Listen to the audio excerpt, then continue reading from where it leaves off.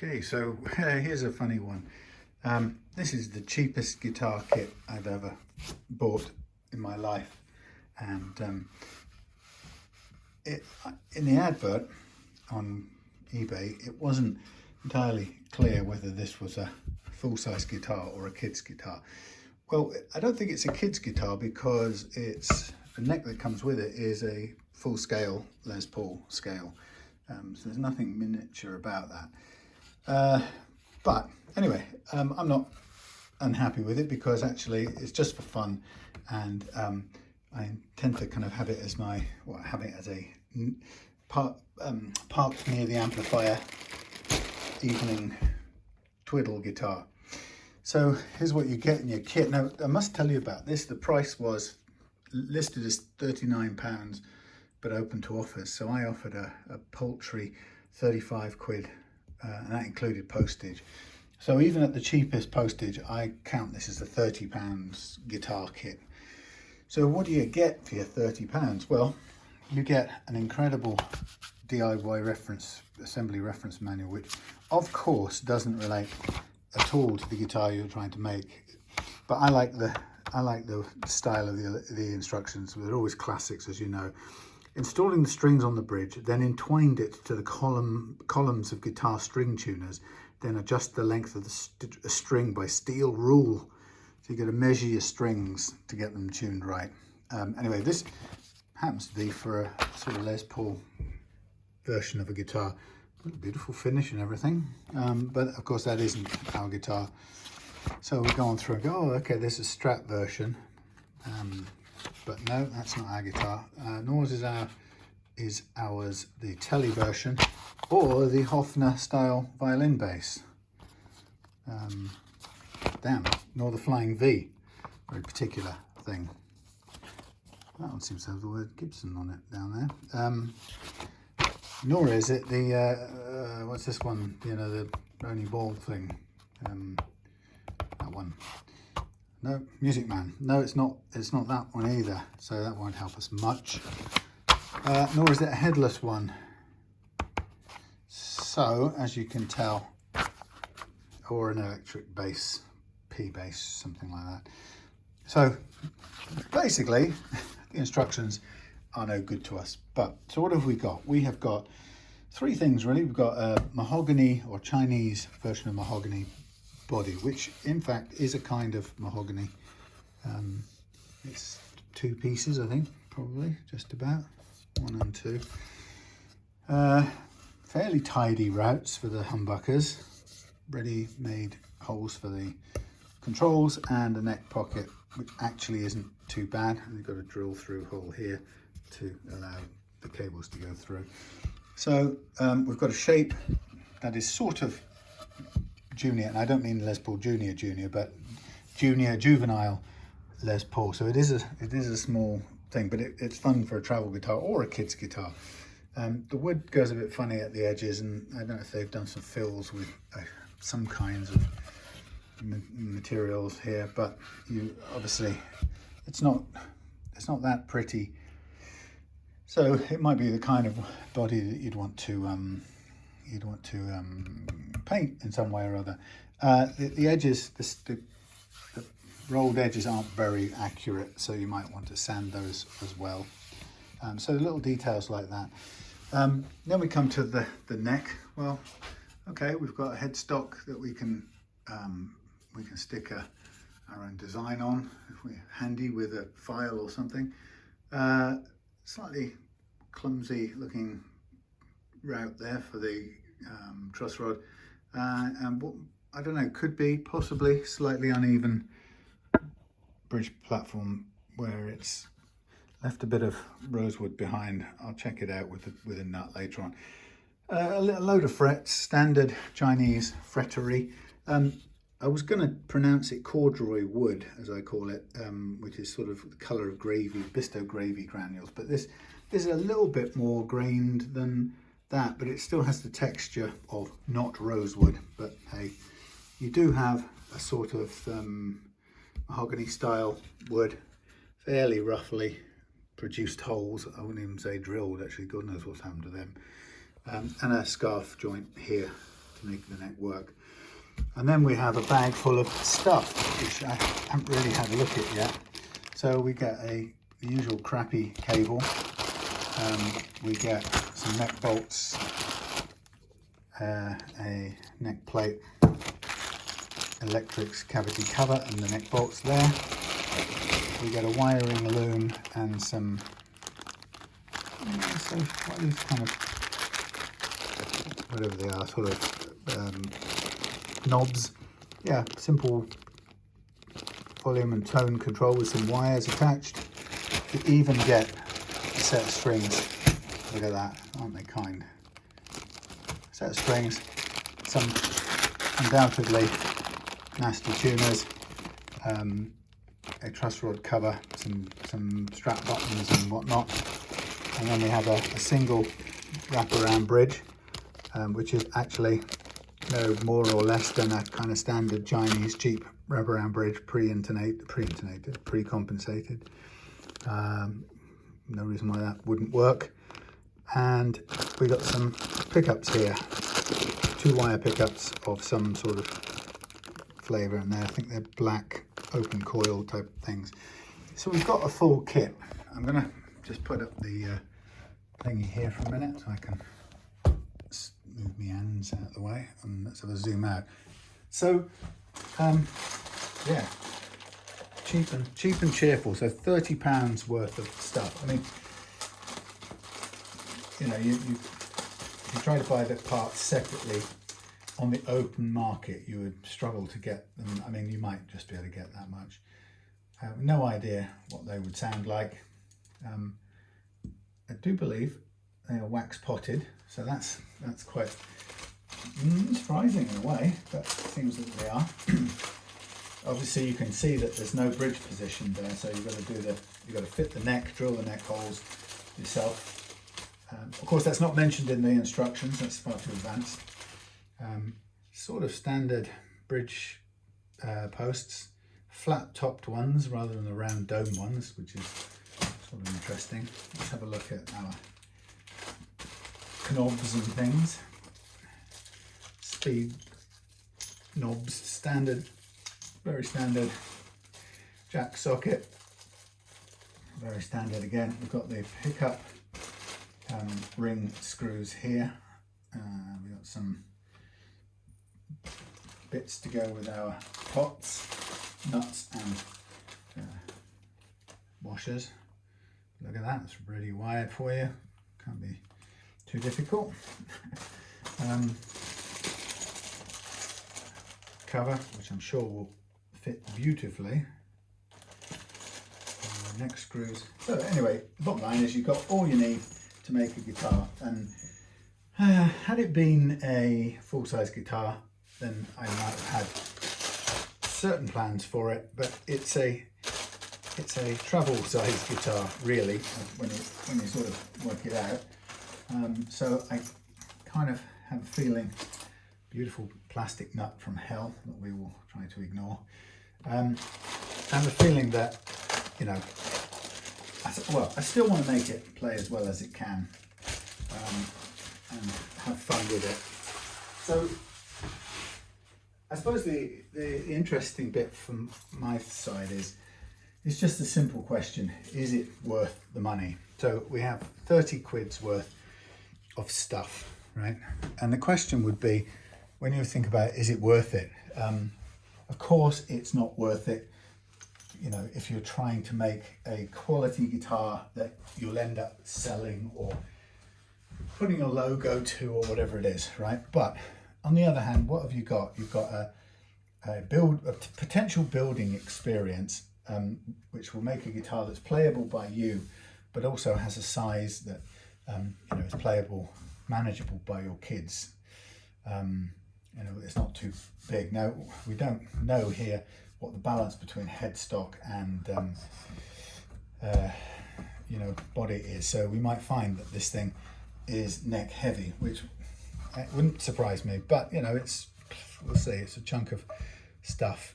There's not a lot of room for extending or packing any weight in here, but so the idea is really, I suppose, would be to make it first as is, and maybe with a couple of little tiny things. So I suppose the rule would be, let's make it with the equipment that's there, the components that are there, without, I was going to say without adding anything into the mix, except we could make it with this nut, but that is uneven. We could make it with this nut, but the problem with that, I think, is that I know it's not going to stay in tune, and then, you know, it doesn't give us a lot of chance really to enjoy it. Now, I know that cheap tuners are cheap tuners, but they work until maybe the gears break or something, but they work to begin with. They won't put the guitar out of tune. We've got some pickups, it'll make a noise. We can put it all together with a fairly minimum amount of work. We don't even have to, you know, do any modification to the headstock or anything like that. But as I said, I do think it would be smart to begin with a nut that's worth having. So I'm going to go to my nut spares department first. And I have got somewhere in all the mix of things, I may have a spare nut of that type. So if I'm going to put a different nut in, I think I want to put in a Tusq nut. It sort of makes sense to make the guitar stay in tune as well as possible. So right off the cuff here, I've got the top of one which I could make into a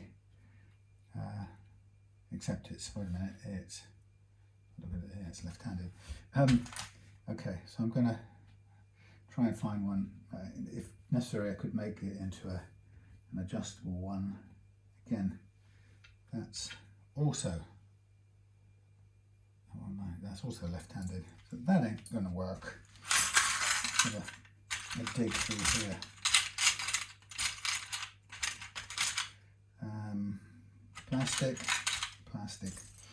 Plastic, graphite E. How many is this thing? 1, 2, 3, 4, 5, 6. That's got 7 strings. That's not going to be any good. Here's a 6-string graphite style nut. That could do the job. Possibly. Let's keep on going and see if we can find. I've got a. I was going to say I've got a adjustable nut here that's already been used, but the problem is it's been overcut on one of the slots. But I could possibly reuse that. So again, that would be a no expense spent, let alone spared. The rest I've got here are bone nuts, which I don't really want to use, but then I could, you know. Let's just have a quick look. Might be slightly better than.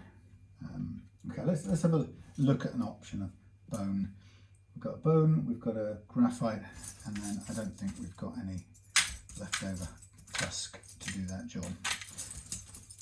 Now, I suppose the thing is, in the final reckoning, I would be looking to put the best possible nut on there I could do, and that would be an adjustable Tusq nut.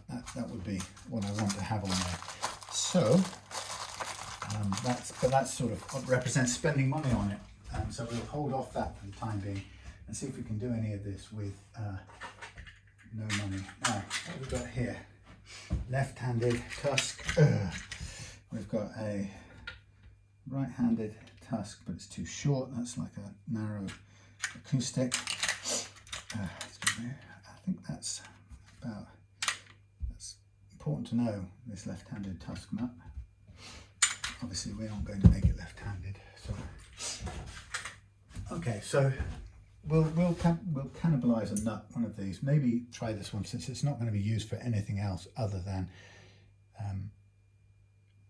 you know, an adjustable nut. It's either going to go in the bin, or I can sort of deepen all the slots to make them work with this.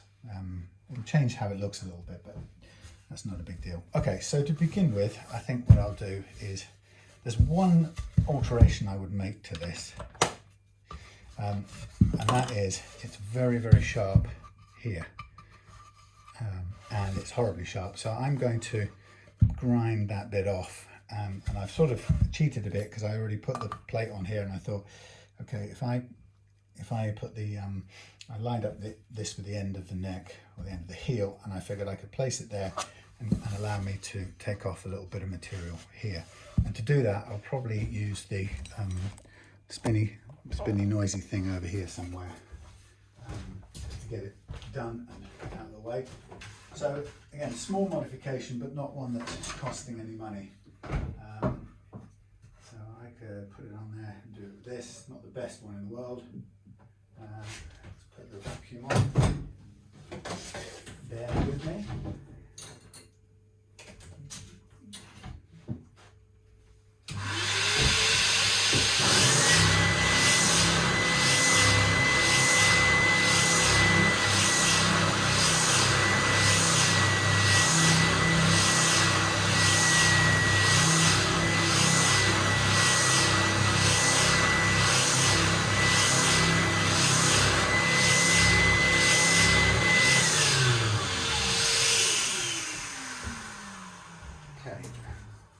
Taken a bit of the edge off, and now it's making a noise over there. Stop. I'll sand a little bit off now,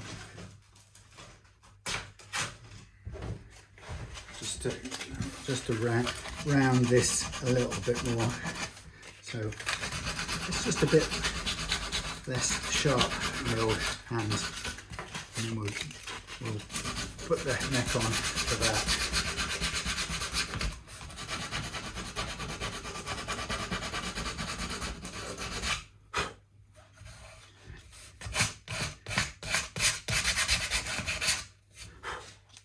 Right. So that's yeah, that's just taken the sharpest bit off. So we'll get the neck lined up first, swing on it, make sure we get it in as snugly fitted as possible. Now, what I can also do before I go any further is let us spin this round. I think I will drill through. Hello. I think I will drill through these holes first of all. Now, let's just be practical and measure. See what kind of size holes we need. So we need a minimum through the back of the body here. We need a minimum of 4, but ideally it would be a little bit bigger than that. So we want 5 through there to make sure there's a clear run. We don't want the wood, the screws sticking as we go through. That's 7, that's too big. And typical. Everything I can find now will be too small. 6.5, a little bit too big. I get a 5 from somewhere. 6, getting closer. 6, this must be a 5. That'll be a 6 as well. 6 mil. Dun, dun, dun. 5 mil. Okay, it could be 6 actually. 6 isn't too bad.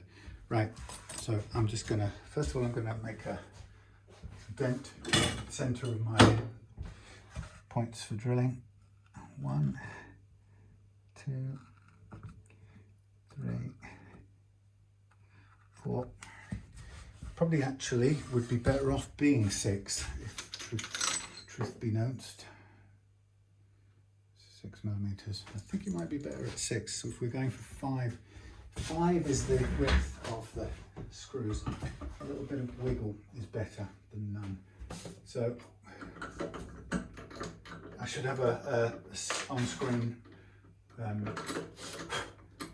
total of money spent. So far, none.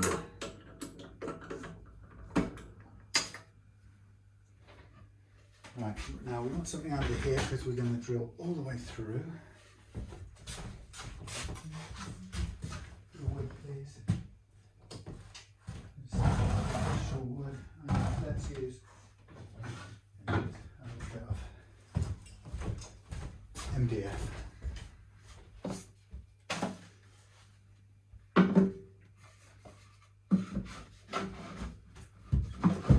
Nice and flat.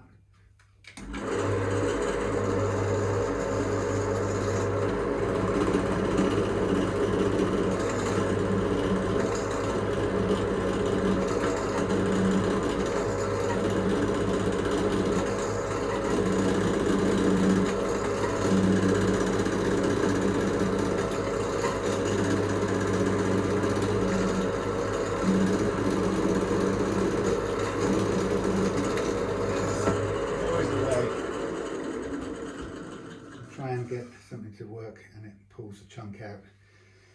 We'll glue that down. So difficult.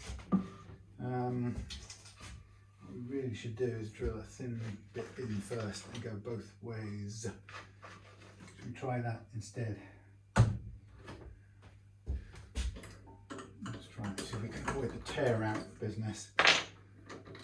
Ideally you want a piece of wood directly underneath the bit where the drill is emerging to stop the tear out, but unfortunately I'd have to put something in the neck pocket or a heel or something that fitted perfectly to manage that. So stay. So I'm going to go through all the holes here as far through as I can get. Once you go through,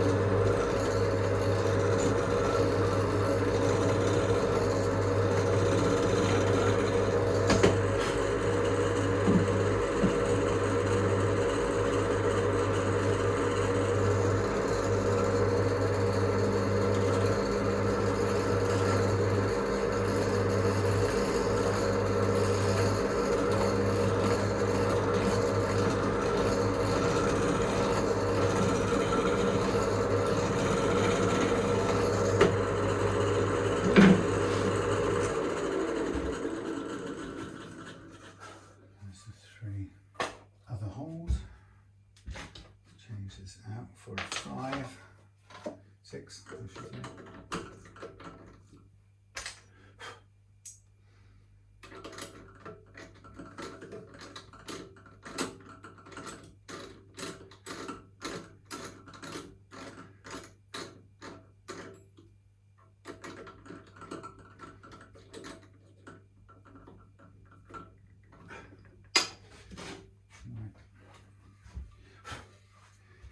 Let's go part of the way down here.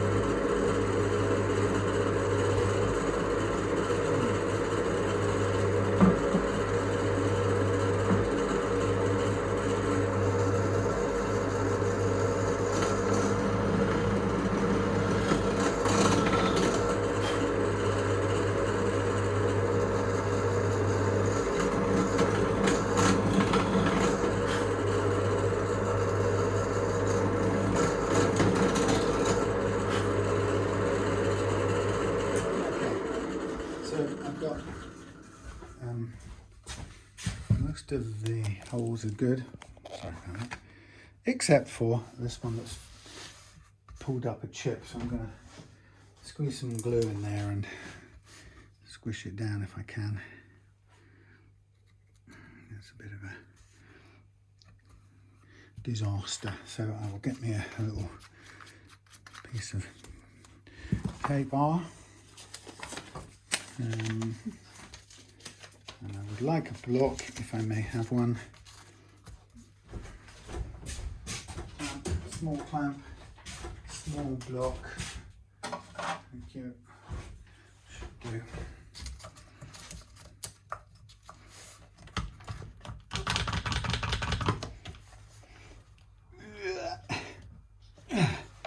Take that real fierce clamp in. Right, so that's going to do its thing.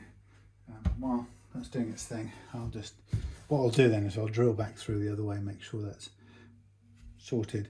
Now, as for this, the question is, I'd rather take this bit of excess wood off, but is it going to put us in some sort of weird spot?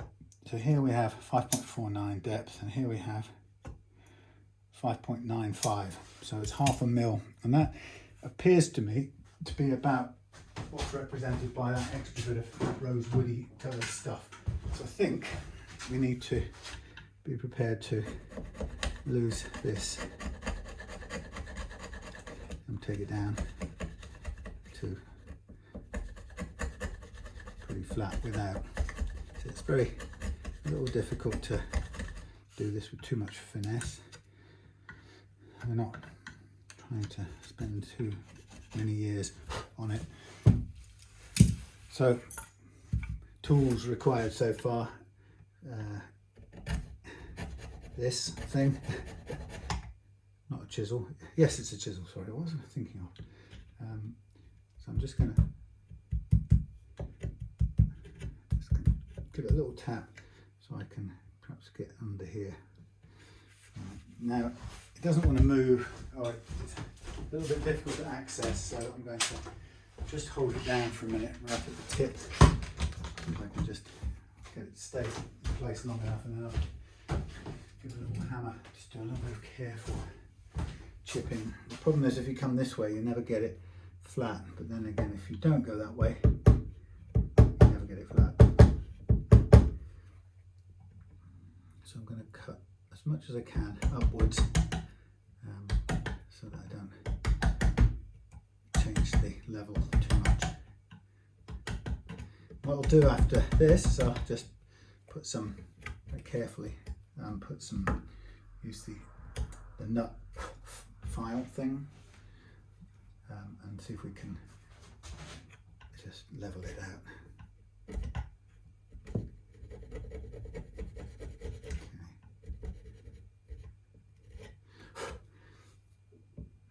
So I'd rather have just a wooden base for it to stand on, and have two different types of material. So I'm just going to do my best to flatten that out.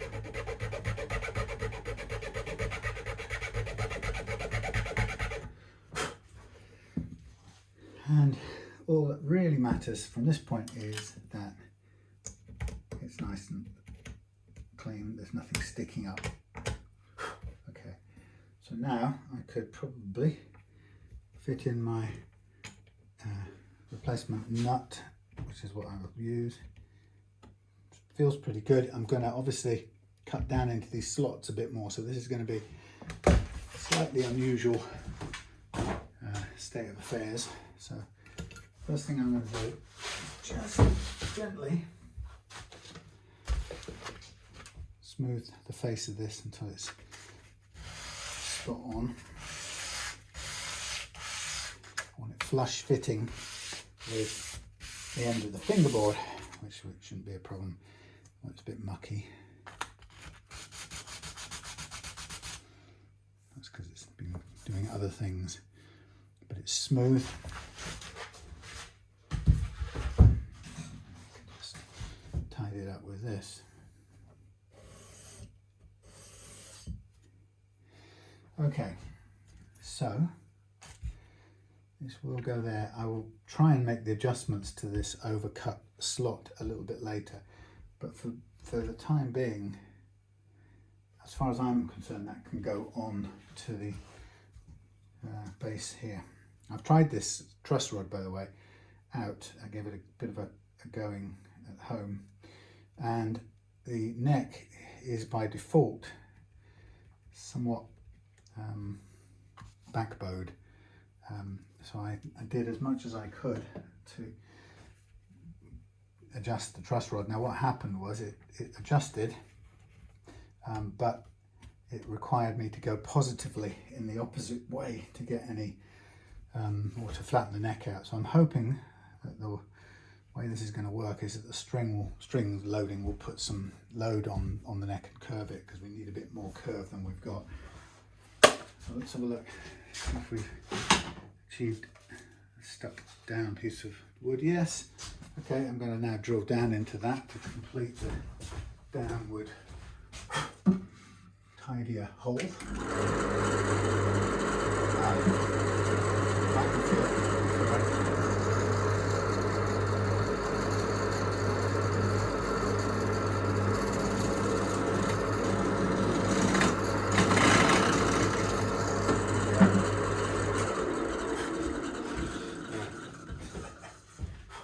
Blew the bits into my eyeballs. Right. Okay. So what I now want to do is get this into its position, tight as I can. These two edges as tightly fitted together as possible. And then you want to check that this side isn't sticking up, which it currently is. And then squash that down. Still fractionally sticking out. Now that could be due to unevenness in the pocket. It's not enough to make a problem, but it's probably about half a degree or something like that. So we're going to have to, we'll stick with it for now, but if it needs adjusting later on, we may have to, whoops, we may have to tweak it. Get on and stay on. Tweaking it would be easy enough because we can just do it with a flat sanding block. So the main thing is, before you make your holes in the heel, you want to make sure that this neck is as firmly adjusted to this edge as possible and as firmly down in the pocket as possible without having the thing fall apart on you like I just did. Right, when you're happy with that, now we want a drill bit to make the pilot holes, and remember that the width of the screw is, actually it's 4, isn't it? 4. Width of the screw is 4. This is 3, so probably a little bit much because this isn't the best quality wood in the world.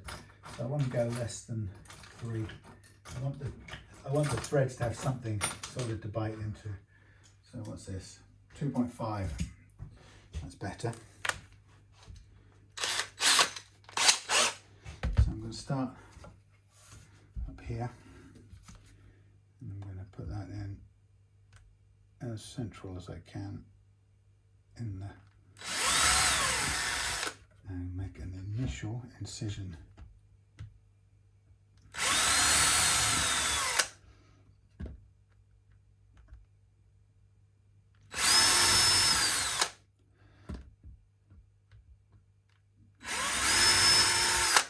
Okay, there's the start. Now we get our neck plate, and we'll put that up there. So at the moment the screws go in without touching the sides of the initial holes, which is what I want. I'll just find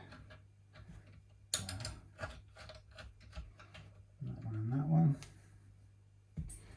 That one and that one. Okay, now I need a screwdriver.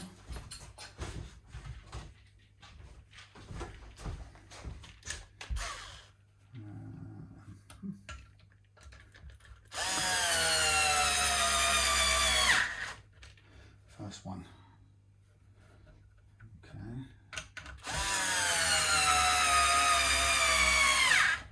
Second one. Third one.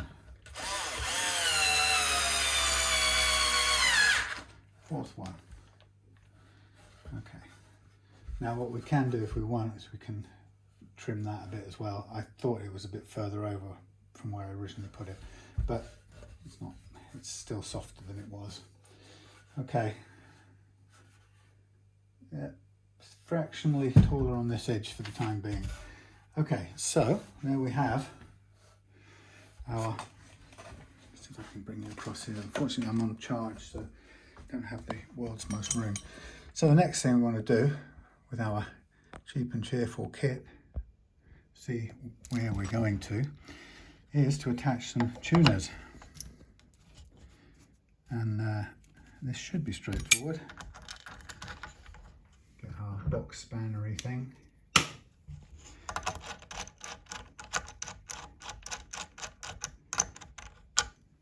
There we go.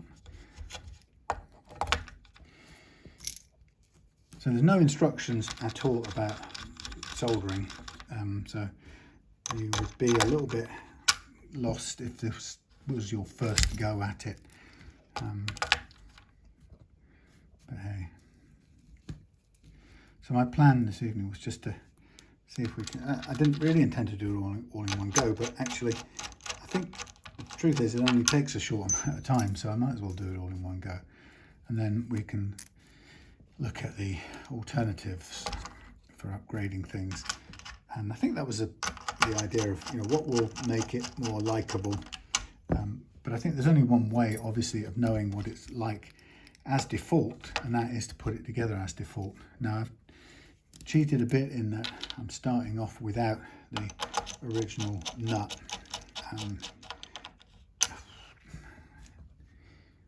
That's probably a bit naughty of me, but I sort of know I can always go back and put the original on. If there's any problem with this cutting the slots for this one, I can go back. But so the next thing I can do is turn this over and line up my tuners. Oh, blimey, they are so far over that side versus the other side. They stick out one side a lot more than the other. So on a neck like this, a headstock like this, it's probably better just to keep them straight in line, although, you know, you could try and follow the curve of the headstock. It's not that pronounced. So to begin with, now I'm going to try and find my various screwdriver bits and pieces. So first of all, we're going to drill holes with my guide, my depth guide. We'll drill them where we currently have the tuners positioned.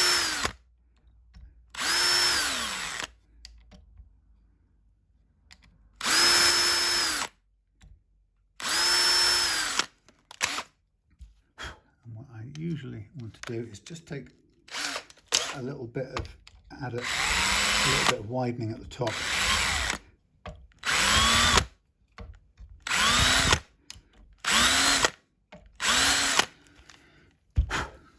Okay.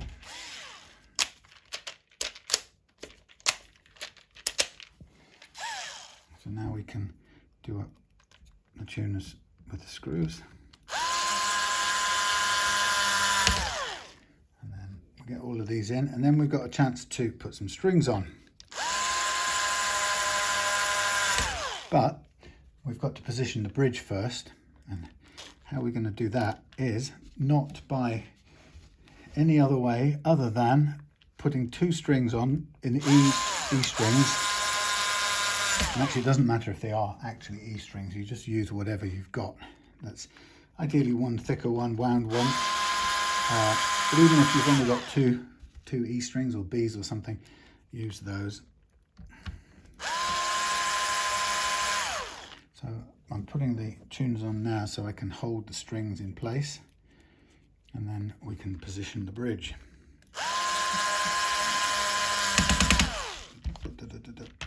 Right, so over on this side, we probably have to take the I'll certainly have to take the neck off one more time. So I'm just doing up the tuners fairly tightly.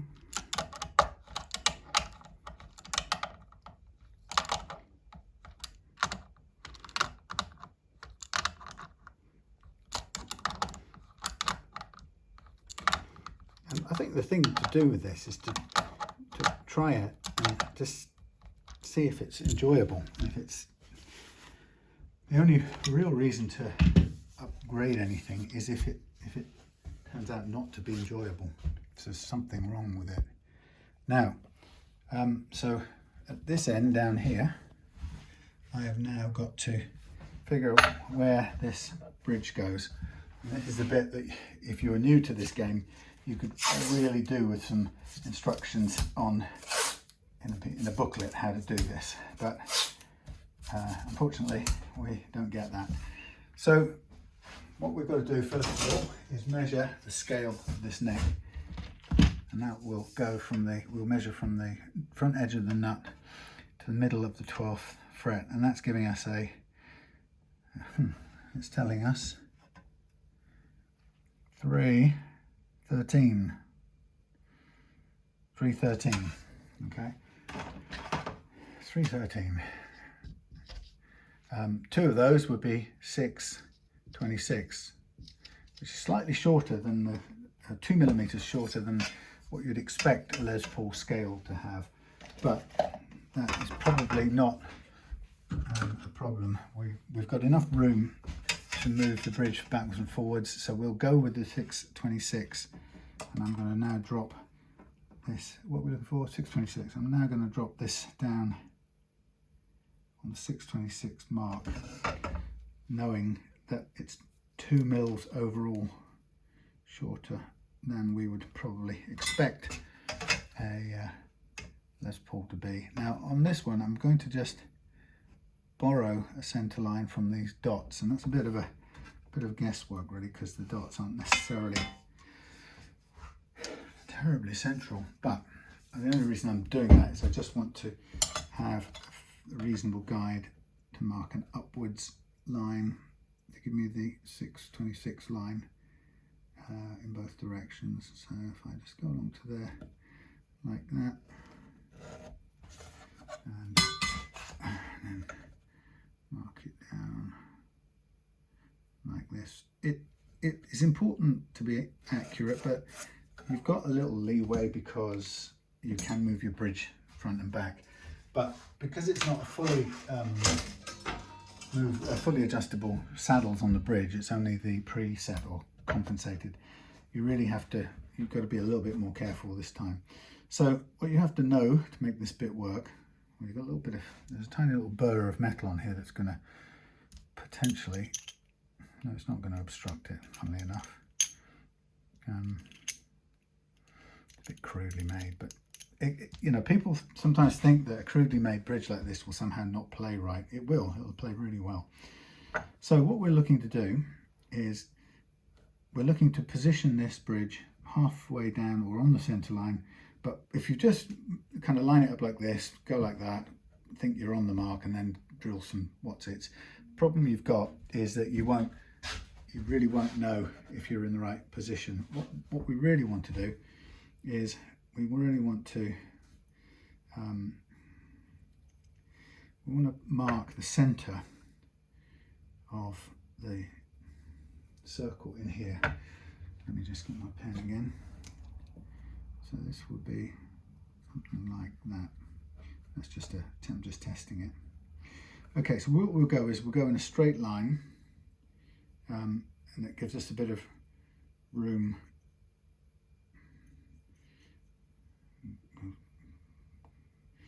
Well, I'm guessing the radius, that's a bit of a cheat, but so what we're looking for is to mark the center of the circle, which represents the center of these posts. Now you could say, okay, I'll start there and try and imagine it and draw around it. That's not hugely accurate. What we know about this bridge is that the post centers are, I'll measure it for you, but there should be 74 millimeters apart. And the problem with this kind of bridge for a beginner is if you get this wrong, it's very unforgiving. So if we go from the middle of these scrub screws as the center of our bridge center points, and I can't keep it still. Okay, not 74, sorry, no, we're looking at 82, isn't it? 82. 81 or 82? I think this is 81. So we're looking at 81 millimeters center to center of these little gaps here. Can't fit that in, but I think it's 81. Again, I can't fit it in, but it seems to line up. Okay, 81. I have a dummy over here which gives me centers for a different kind of bridge, and that's 74. But it is no good for this kind of bridge because it's completely different. It's the same radius, different positions. Anyway, so what we're looking for is a 81 millimeter gap, and if you do it 82, you'll have trouble squeezing this on. If you do it 80, you'll have trouble squeezing it on. So you have to do this exactly the right spot. Now, there's a couple of ways you can do it. What I tend to do is get a couple of old springs somewhere. These all seem to be A strings that I've got left over now. I've used everything up. What's in here? Oh, we've got a B. Let's go with a B. The thinnest one we can do is a B, and let's go with a sixth, which is the low E, as close as we can. So we'll start off by loading our bridge up to try and find the correct position. So we know the position that we want the E saddle to be on, which is this line here. And so we start off by running from the front over the top, because this is a wraparound bridge. Okay, hence its name. And that's the wrong bloody one. I'm doing it left-handed. We want to start down that side. Okay, now we do the same with what we're pretending is the high E. Now this is going to give me a way to locate the bridge exactly where I know that I can check the alignment of the string. All right, so it's a little bit tricky at this point to get this onto the tuner, because it wants to fall off straight away. So I'm going to wrap a couple of turns around it, and then I'm going to use the string winder to get them on. Now, as I say, this is not very effective. I want to get it roughly to about there, but as I say, it's going to want to try and fall off. So handy at this point to have a thingy, capo, because I can hold that string in place while I work with this one. So what I'll also now do is put this one on into the low E, and for the time being I will keep it, I've got to keep it a bit long as well, but it's obviously not being held onto at the moment by the capo. So I'm going to just wind this around a couple of times as well, or once at least, and I'm going to wind it up. You can't see that, I'm sorry about this. This is probably still way too long. Gone the wrong way, gone the right way, gone the wrong way. Come on. Come on now, let's go this way. Is that the right way? No.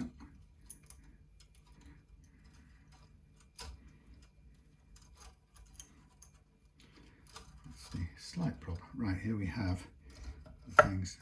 So that's actually, just hold out there. That's a little bit not enough wound on. And pull this through a bit further to start with. Now I never see which way it went each time. Is it this way? Holy cow.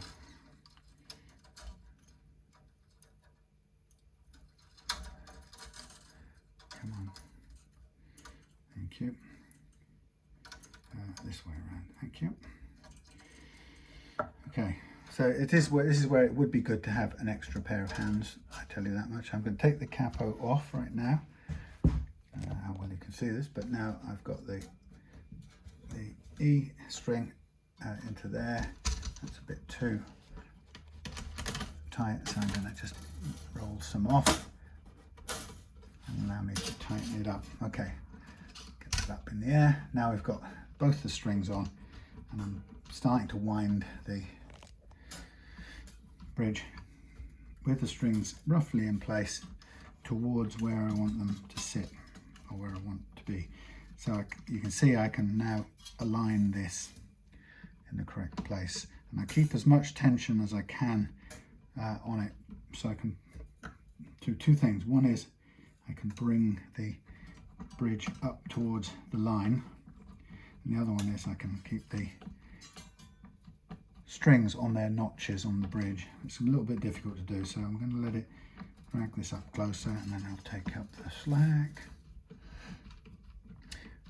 This is, in my experience, a much better way of positioning the bridge than by trying to do some measurements and then place it where the measurements tell you it should be.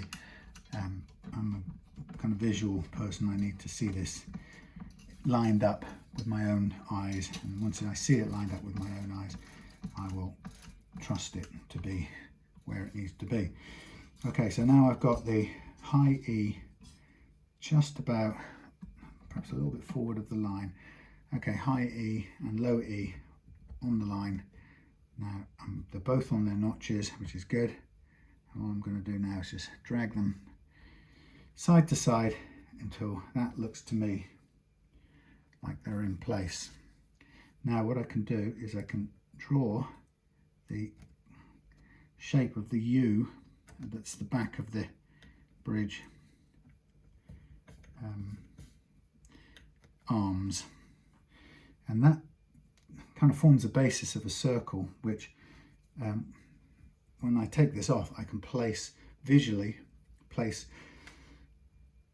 my center point. Now this may be a bit more tricky for some people, because when I'm left now, you can see this, when I'm left with those little U shapes, I'm quite confident.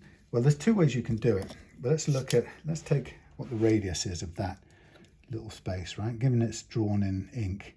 So the radius, according to this, diameter of that circle, the diameter is 7, right, and we might find that that's the same as that, right, 7. So 3.5 is the radius. So if we go 3.5, all right, and we mark, well, we draw 3.5, and then we go from the back wall of that same little circle, and we put the 3.5 mark there. That tells us exactly where our center will be. So we've put it exactly midpoint of an imaginary circle, diameter 7. Okay, now there's my two little marks. I know that positions the strings where I want them. Question is it exactly 81 apart? Because that's what it needs to be, and it's exactly 81 apart. So that tells me that's good. Now here's a funny one that I never get over, is what is the size of the hole we need to put these bridge posts in? And it's never the size I've got. So you take the inner size, that's 10.3, right? And I think we'll find it's also slightly tapered. So if we look at this thing, we've got a little lip on the top, lippo fatty, and then so it kind of goes, whoops, that's terrible, a bit like that. So it's got a sort of striated side. At the very top here, that is, diameter of this is 13.6. Diameter of the ribbed bit directly underneath it is 1207. Now, if I try and draw that, 1207. The diameter of the bit underneath is 10.3, and the diameter right at the bottom is 1198. So it is tapered, 1198. Okay, so here's the question. If we do it at 12 mil, okay, it'll be loose at the bottom, slightly loose at the bottom, but snug at the top. If we do it at 11 mil, it's going to be,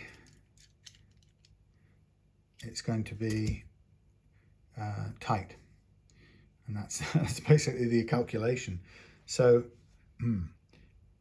you want these things to sit in firmly. The question, I guess, is do you trust your 12mm bit that you might want to use to do that? So if I dig out my 12mm bit, which is probably going to be this sucker here, there she is.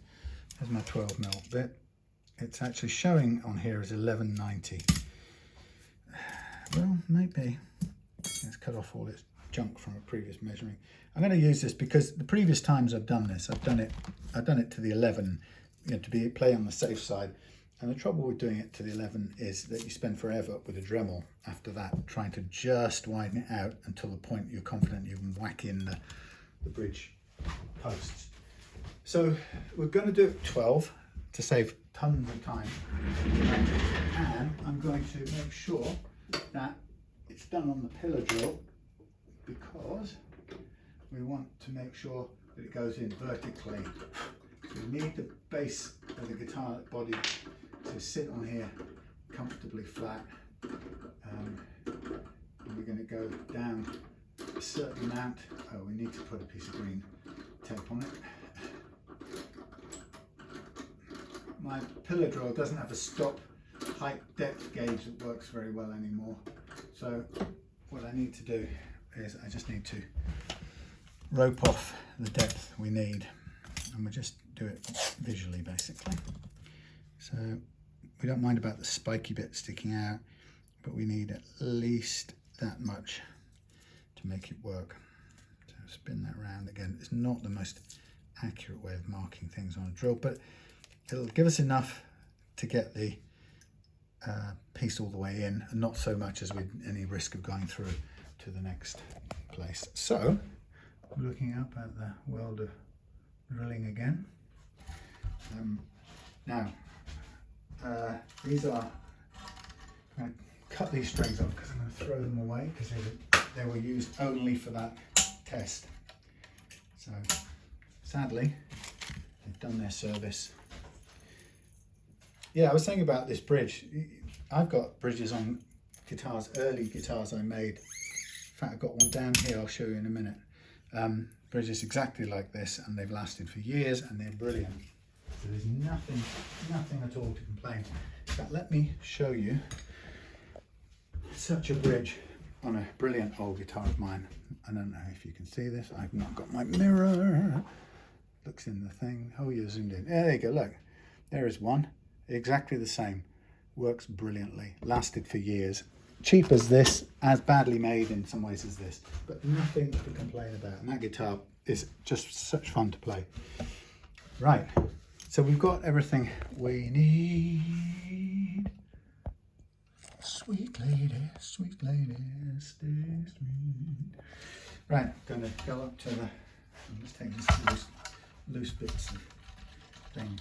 So this point where you measure or you locate the bridge position using a couple of E strings and that thing is called scale length line. That bit where you do that is so important.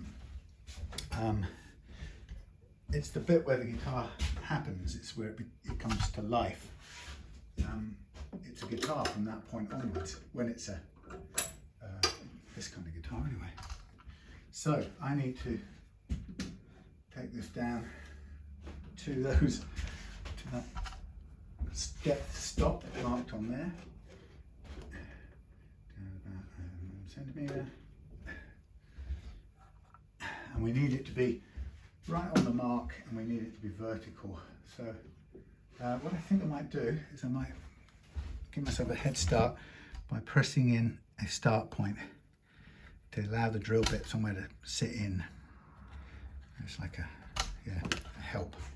2 little dots, well, push holes. Okay, first one, are we ready? 12 diameter. Let's do it.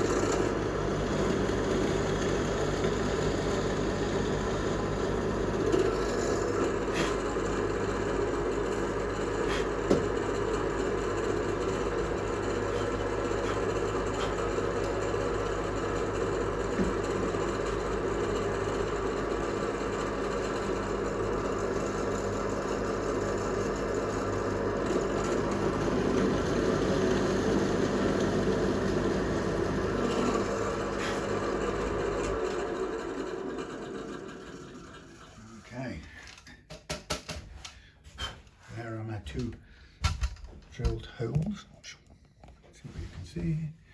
My 2 drilled holes, look. And then we expect these to fall in, see, fractionally too easy.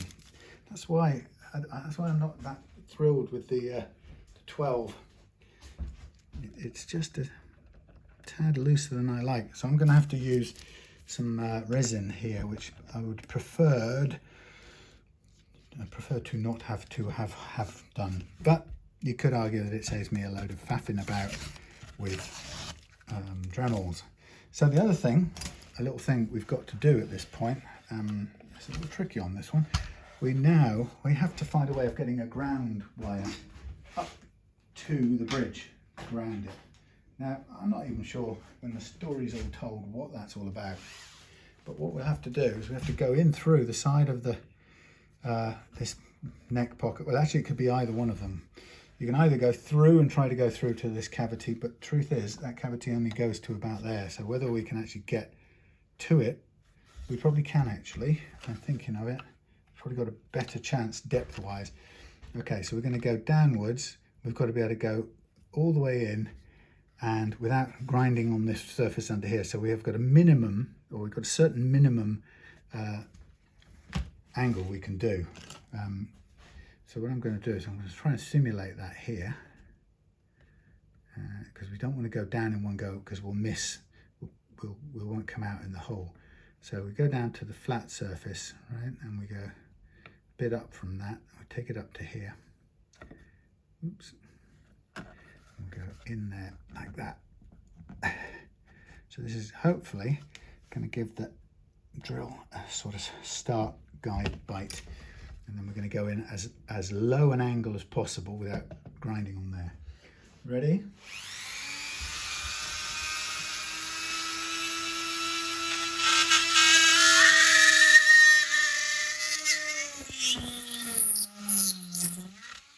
we are. Through. Such fun. Right, and that comes out, sorry, that comes out, I don't know how well you can see, about 7 mils before the plate, which is about, we only had that extra little bit to play with.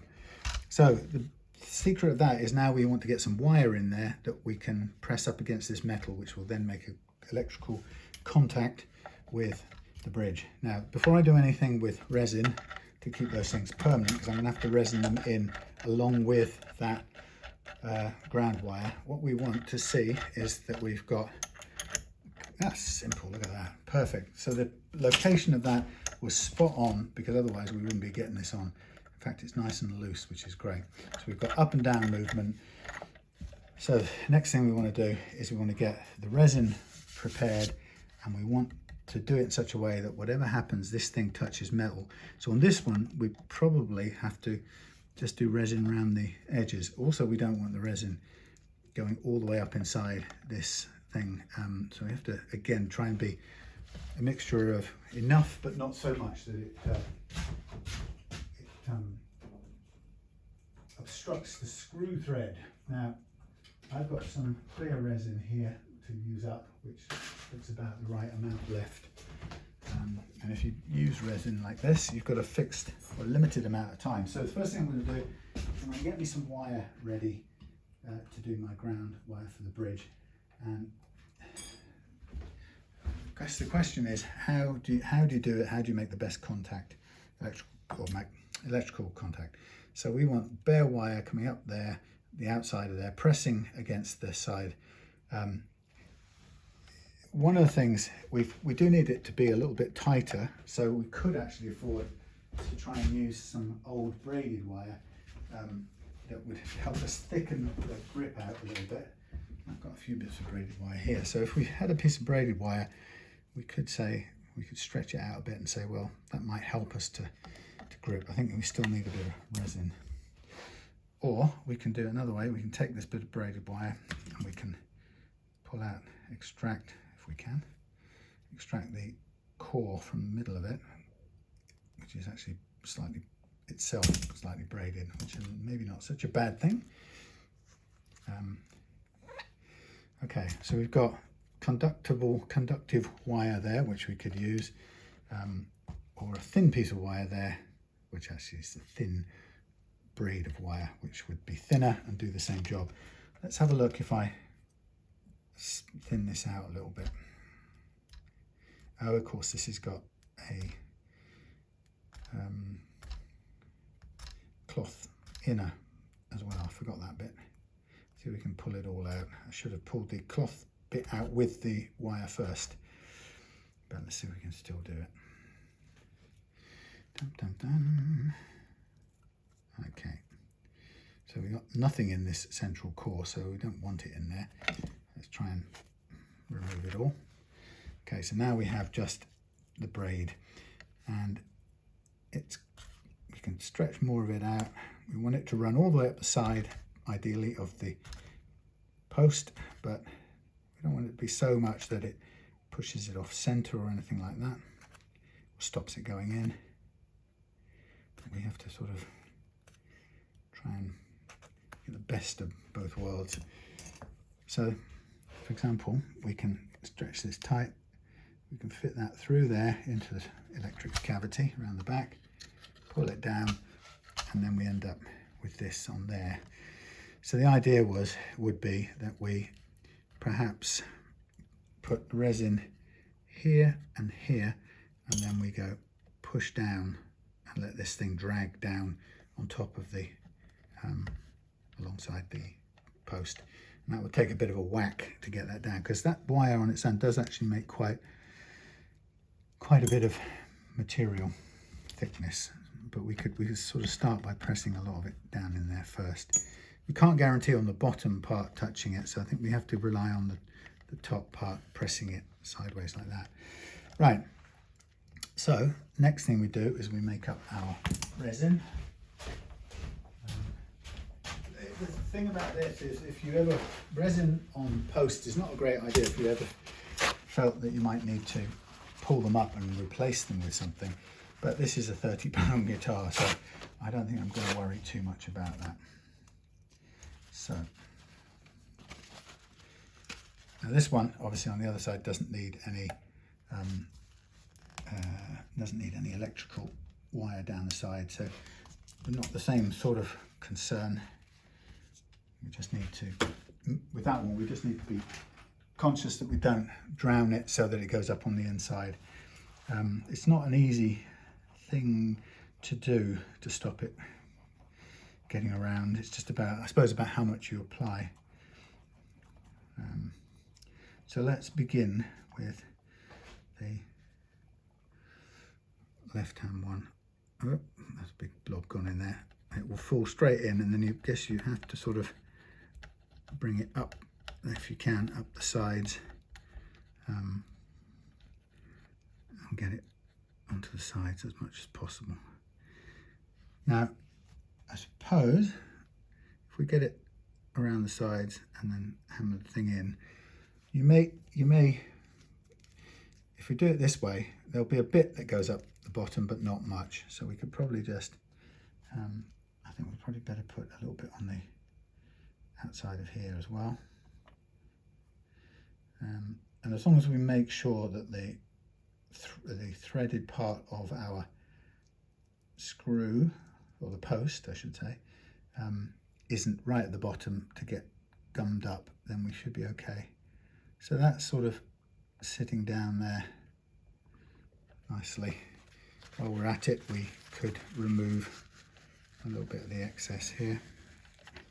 A little bit tricky because we might have to tidy up with sandpaper, a bit of a difficult access. So maybe it might have been smart if I'd put some green frog tape down there first, but you can get most of it out. Leave relatively little to sand back if you had to. It's coat, I mean, it's going on to the finish, but we can, the thinner it is, the easier it will be to sand around. So that's in there, and then we could just push down a little bit. Don't want to put horrible thumbprints on that. Could also be, if we had a clamp, you could sort of clamp it in place, but probably just better that it sets where it is. Now with this one, I'm going to try and get the stuff down the sides first. It's going to fall down.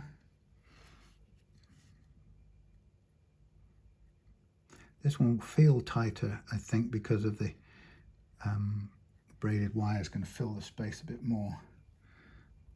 So we don't want the stuff on the braid if possible, which means putting it on here is going to have to be more precise, not to run it right round on both sides. There needs to be a sort of gap for the wire, which I think should be about right. And then we just have to make sure we line the wire up with the post. Okay, now this one does require a bit more persuasion. Okay.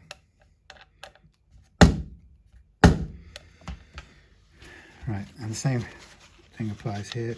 Let's get rid of the majority of this excess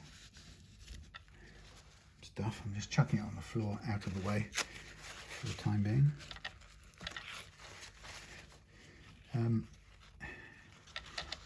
I also want to try and cut back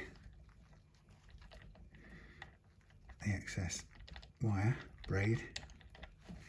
Quite difficult to reach in that position.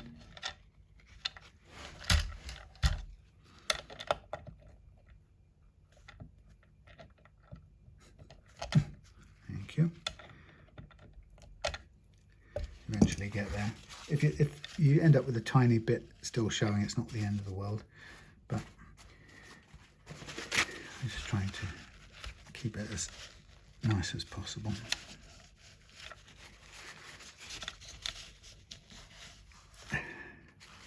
Okay, so here we have our bridge now, which we can dial in most of the way. Now I'm not going to put this all the way in because, as I said, I'm not going to load it yet either, because I don't want the resin going up inside the thread if we can help it. So we're going to have to leave that some time. Unfortunately, that wasted quite a bit of resin, but it's sort of the way it goes. I've never quite figured out how to assess it perfectly. Right, so now we have our several things done. We've got our ground wire sticking out there, which is great. We've got all manner of things to do. Let's do a couple of things. Let's put our pickup in, neck pickup in, and get it in place while this is setting. And it's too wide, doesn't quite fit. Huh. Okay. When that occurs, you either widen this or you shrinken that. This could be done by a bit of Dremel work, if you've got a Dremel sanding drum. It's the tabs on this humbucker don't really want to fit in here very well. You could chisel a little bit more out of here. Sometimes I prefer to just work a little bit off the metal because it's hidden. So we could use the big sander over there, but that would mean I'd have to take off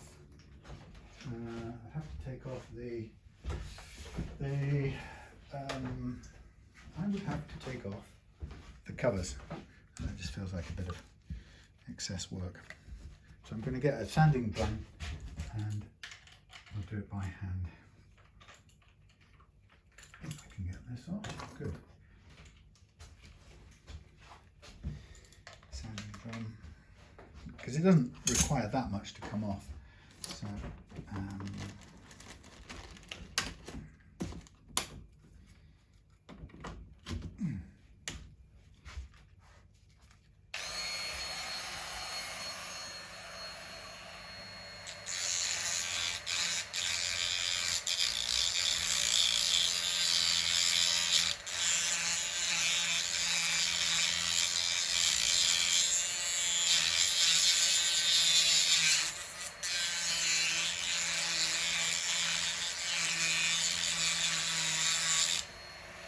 So that's the first go, just taking a little bit of the metal off and just see, okay, well we're nearly in, almost in.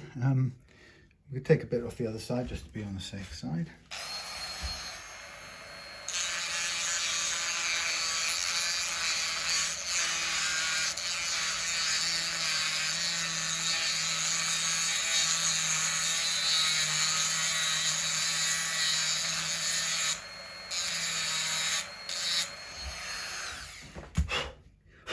I mean, you know, a small amount of effort really to get the thing to fit.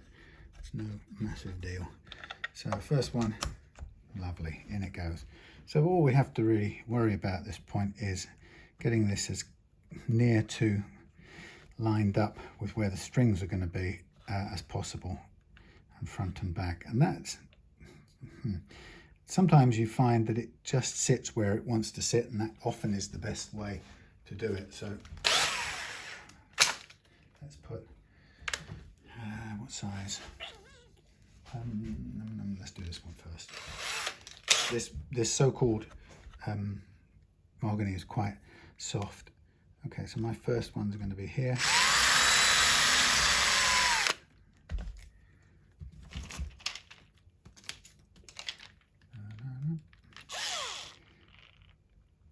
They're all the same size, so sometimes the screws are slightly shorter where for the front ones, because they obviously don't stick up, or the front edge of the pickup ring is lower, so it doesn't need to be so big.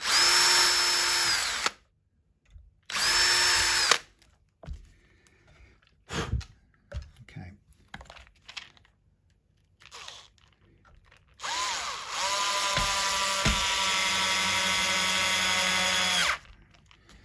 So that's the neck pickup almost ready. Let's have a look. Is that one? Yeah, that's good.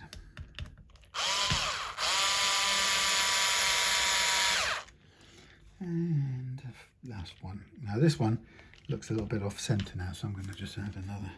Try again.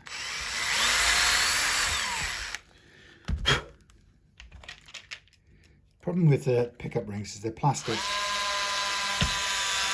and very thin, so they do distort a little bit. So when you think you're lined up, and then you put one in, and it often can move a little bit.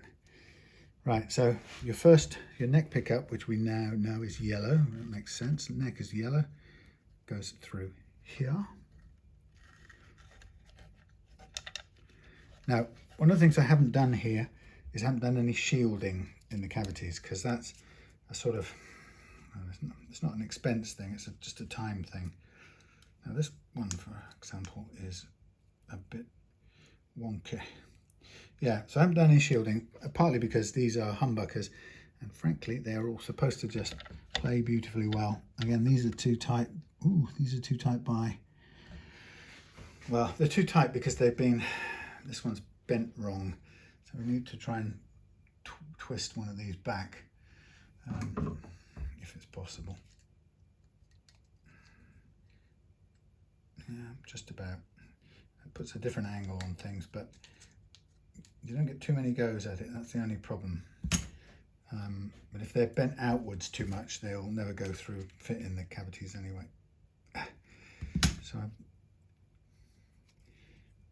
trying to get this realigned. Okay, let's have a look again. So that's nearly there. Let's try and see if it fits in without any more dremeling. So red is bridge. Yeah, so the reason I haven't done any, oops, don't want to go out there. The reason I haven't done any shielding is because these are humbuckers and they're not supposed to be noisy. Okay, that's in, and they're okay. I mean, there's not a lot of room to move these full stop. We kind of have to go what we're given, because it's just how it is. It won't make the world's most difference. Will this sit down here? Yes, it will. Let's do the first one. I'll do them one at a time this time.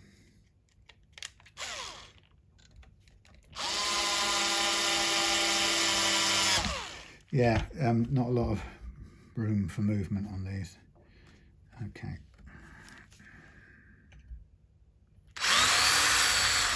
Because they're so tight fitting in the route anyway.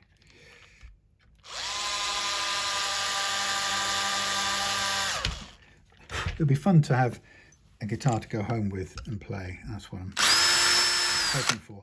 Although I do think the nut might take me a little bit longer in this case. Right, we appear to be short of one of these, thanks to the kit. Well, we've got an extra thing there, but it's too big. I think that's a strap button screw. So we may have to find another one of those. Curses. I might end up with a black one instead, because oh no, there's one more. Good. I take it back for £30 of kit. Ain't nothing wrong with that. So we should get that roughly about okay when it's all set and done. Set, literally and done. Okay, so I'm going to take these out for a minute. We now don't need them in there. Now we're onto this side. So really, the only thing we've now got to, what did we say? Yellow was, by the way, yellow was neck, wasn't it? I'm just going to tape these off. So yellow is neck, red is bridge. The braided thing here is the ground, which we don't need all of it of.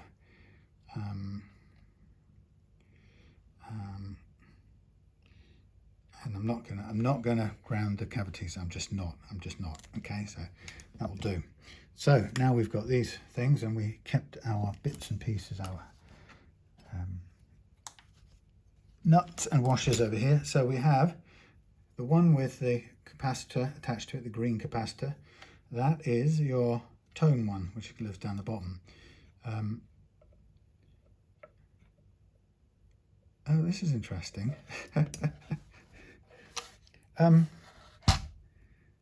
This is interesting. Has anyone spotted anything here? There's no switch. Yes. Why didn't I think of that before? Yes. So, ladies and gentlemen, we don't have a switch. We've got a 2-humbucker guitar with 2 humbuckers and no switch. So we've got a master volume and a master tone. We need a switch. Okay, and we're going to have to find a switch and fit the switch. It's going to be a 3-way switch. And I've probably got a decent one from here. Right. Ooh, we're going to get it in between the what's-its, do you think? Let's do it. Let's make a mark in between these. Now, I pray that this is strong enough to hold, to withstand another thing in the middle. That's going to have to be there. We're going to go this way. I might just reality check. We've got 2 pickups. There's no point having 2 pickups unless we've got a switch. We've got nowhere to fit a switch unless it's in there with these fellas. We're going to have to go in between there and there. That's the fact. So here we go. Oh, come back. Come back. Okay, there's our mark for our switch. Now we're going to have to make this, turn it into a large hole for the switch. Yeah, that's a bit of an oversight, but we were expecting things like that. So we need a 12mm hole in the middle of here, which there's not a lot of room. In fact, by the time we've got our knops on, we're going to have, we're going to need to go up and down. This is probably about the worst. We can't go up and down, can we? We've got room to go sideways even. Holy moly. Let's get, no. We probably do, just. Front and back, front and back, front and back, top and bottom, front and back, top and bottom. Well, we've got to have there's no choice. We've got to have that thing. So let's start making it happen.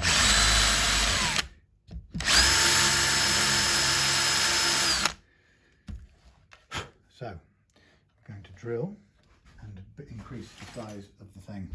So we've got to get 12mm hole.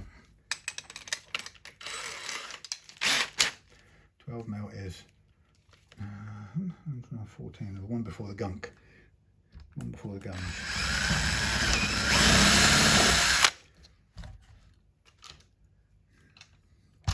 Where are we at? That one. Lovely. Well, not all too bad. Let's just check this fits in. Just about. Obviously not that way up. Now this is going to be a mighty tight little arrangement in here.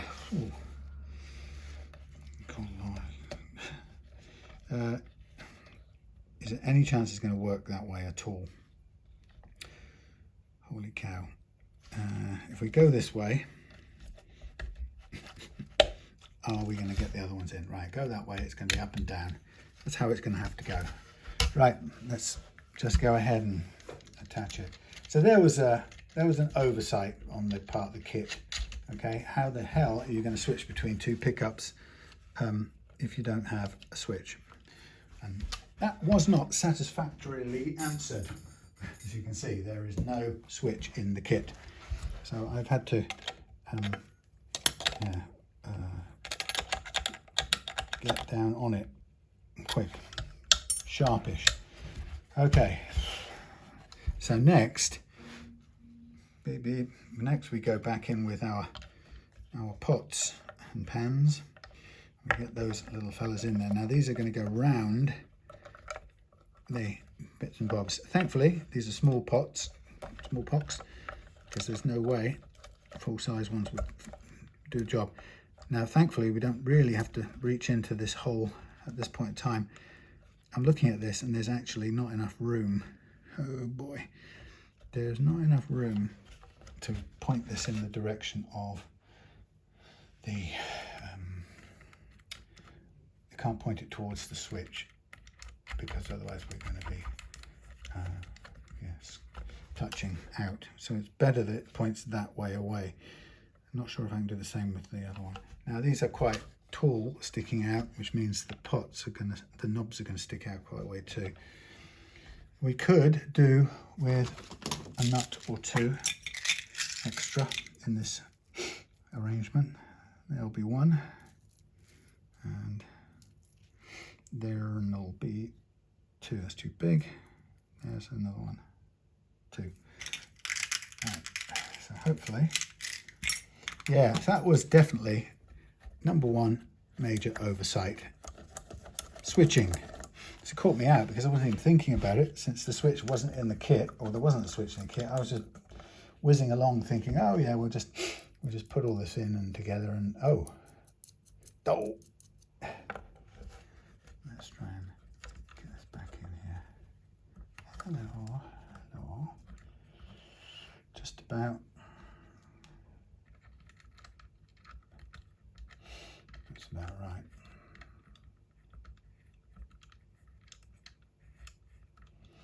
Interestingly, does this go on? Does it go on at all? No. Damn, that's the wrong one. That's the right one. So that's touching the wall. That's pointing in the direction of the jack socket, which we can afford it to do. So I'm tightening this up now. Right. We don't have to get to that one particularly. Now this one has to go in here. And again, we don't have to get... wait a minute.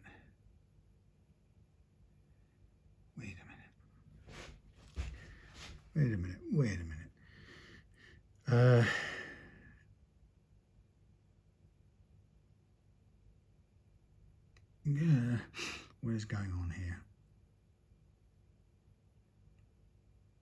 Okay. It's going to go out from there into there and across to there. Yeah, that's okay. So we do have to fit something in there. So that's an out. We've got to fit an out, and that's supposedly going out, but it isn't. Right. So yeah, this is where it gets a little bit tricky, because I really have not done this bit right at all. So I'm going to bring up the soldering iron because I think I'd rather do it here in the bright lights than over there in the dark lights. So let's get you out of the way. In a way, it might have made more sense to begin again with their improve on their wiring, but I think we might have to kind of go with as much of it as possible. So in this case, because it's because we don't have full pots, we're going to need to make the pickup wires both go, the hots and the pickup both go to the switch straight away, and then the output of the switch is going to come off and go to the volume pot. So we just have to kind of track that through. So let's have you on, let's have you heated up, let's have you back there. Right, that's one of these. We might need a bit of wire too. Okay, so let's keep that out of the way first. So the first thing we've got to do is we know we've got neck and we know we've got bridge. And we're going to pull these two little ones together in the middle, which is going to be the output. And we know that, never quite remember which way around this is.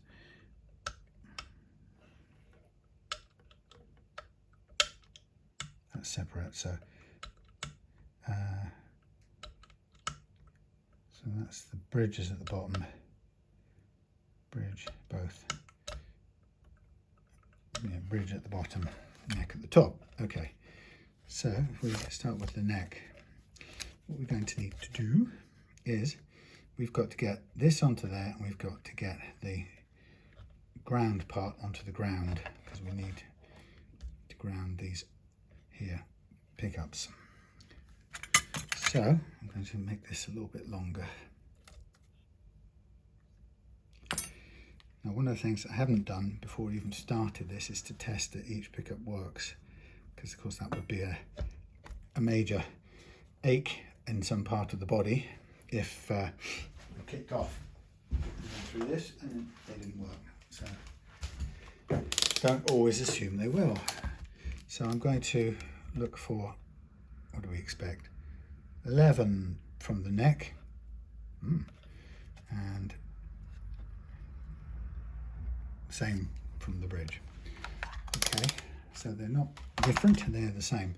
Okay, so we're going to go, now one of the problems here is getting a contact into this darned, getting something to work, getting things attached to this eyelet on the switch, and it's not a very big hole, and if you kind of do too much in the way of sticking together wires, you will not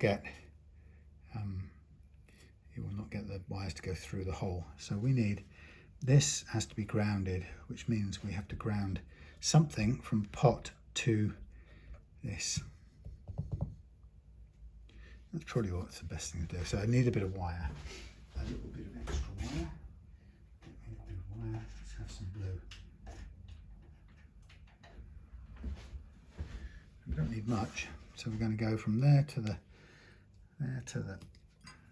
top of the pot.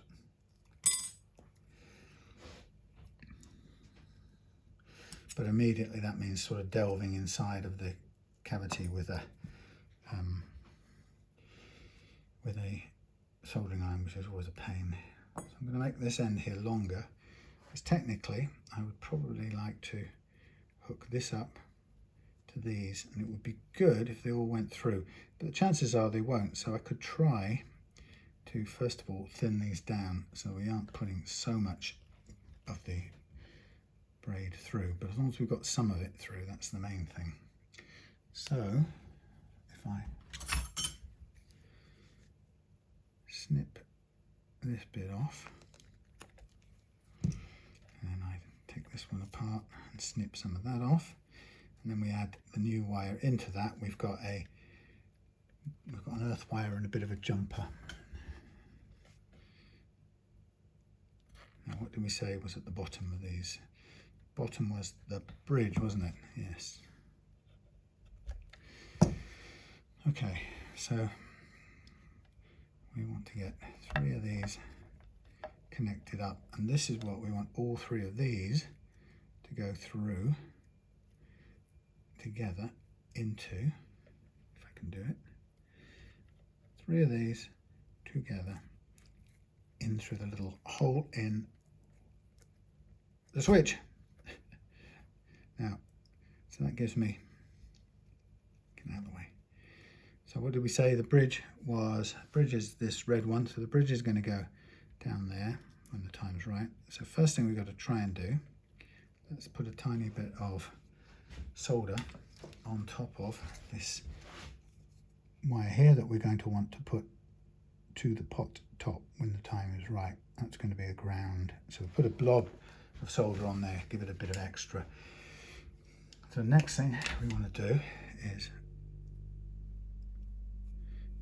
just wire these up. These are going to go through the sides of the switch, but it's probably better if we try and do the ground part first and keep these sort of bent as much as possible out of the way.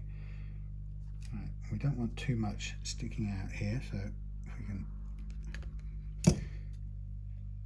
my speaker's burring, try and get as much out of the way as possible. Right, now I'm going to try and bend this round and get this through the eye of the needle. And that is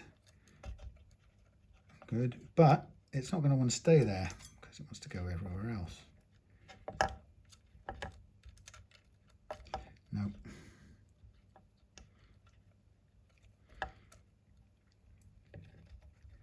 Can you just stay there? Yes, right. So that's the ground. If I can now get some solder onto this, that's the ground for the pickups, and it's also ready to go back and ground to the top of the pot. So that will give us what we need. Problem is, this is it's good heat, sheds heat very quickly. So I'm struggling to get heat into this joint.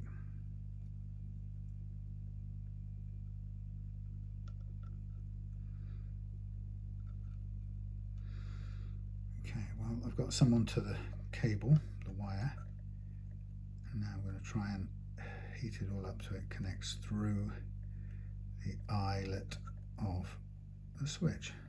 That would be good. Come on through to the other side, you can do it. I think that's on. Okay, so that's the first part of the game. Next part of the game is we will get this thing that needs to go to the pot top over onto the pot top and as close as we can to the side of it so that the heat will go through enough to hold it in place.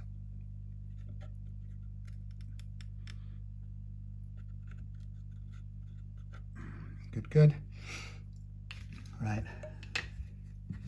Now, what we don't have, we have this wire, but we don't have a, okay.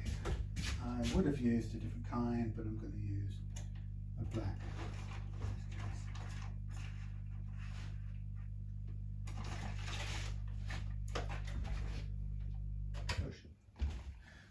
So this is the tricky part. So I'm going to make the pair of wires up that make the jack output, and one of them has to go to the top of a grounded pot, and the other one, and these pots currently aren't grounded together, so I have to prepare another bit that goes across the two pots to ground them. That's the other thing. So it's fiddly. We've got the output there, that's okay. Oh, wait a minute, this is grounded. Okay, I can not worry about the grounding part.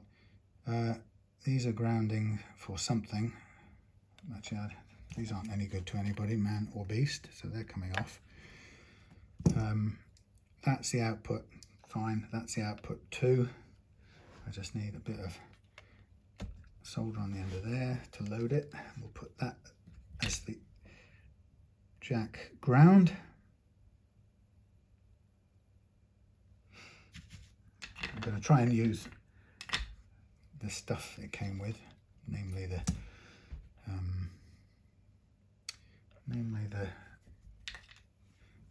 cheap jack it came with. That's the whole idea. Try and get it to stick on here.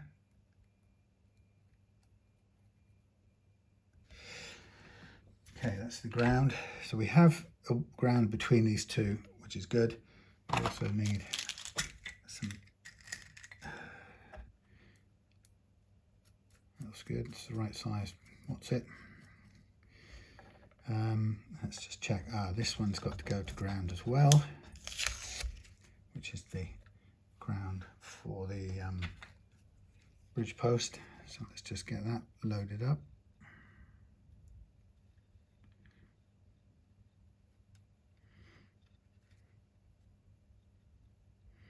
Try and get some excess solder on there.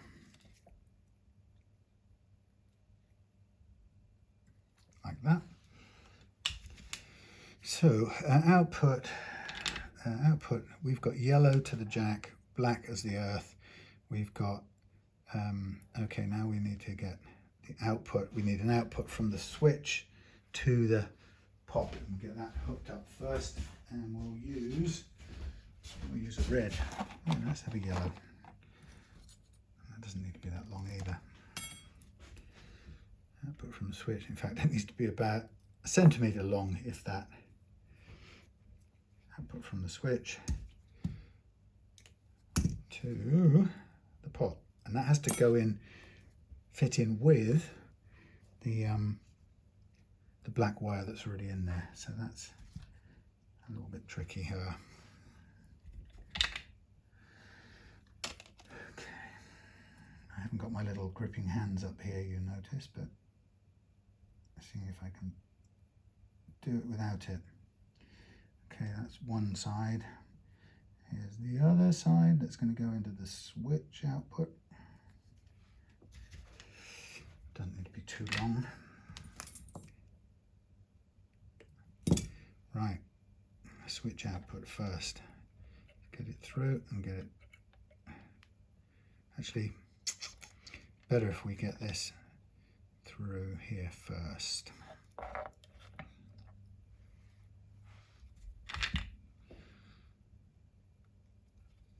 See if it'll do it.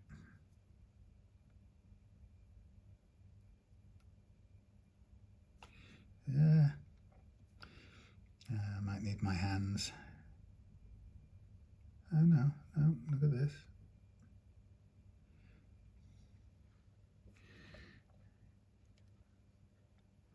Yeah, that's hooked up. Okay, so that's that. Let's bring this out here. It's got to come out to the thingy. These need to be out. Oh, they're connected up already. So, before we go anywhere else, we know that neck is on this side. Let's do neck. Neck is this side.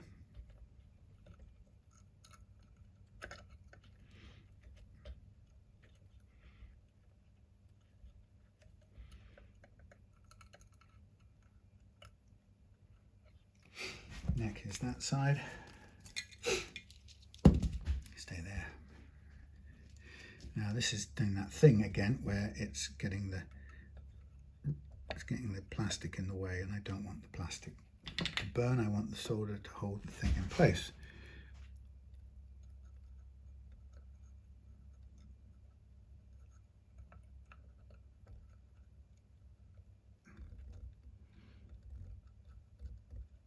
Okay. Neck hot connected. Next one, bridge hot connected. So yeah, this would be a bit of a royal kerfuffle if you were brand new to this wiring malarkey, especially having to figure out putting a switch in that you didn't expect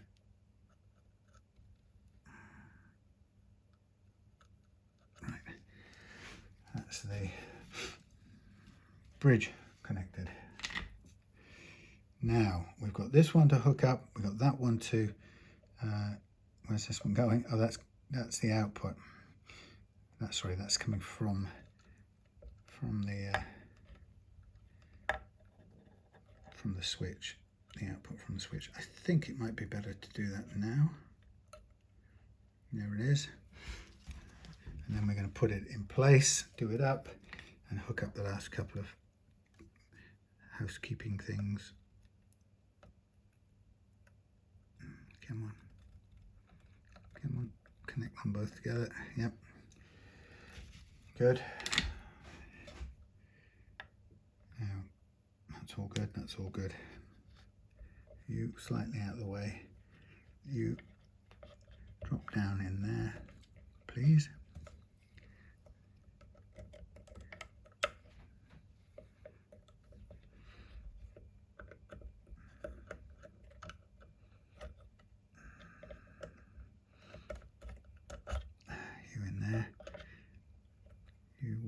Out the way, there, and there, and there, and there. Why is that not allowing me to do that? No, that's fine. Okay, let's do up this second pot. Sorry about the view. Try and find the right nut. Ooh. Okay.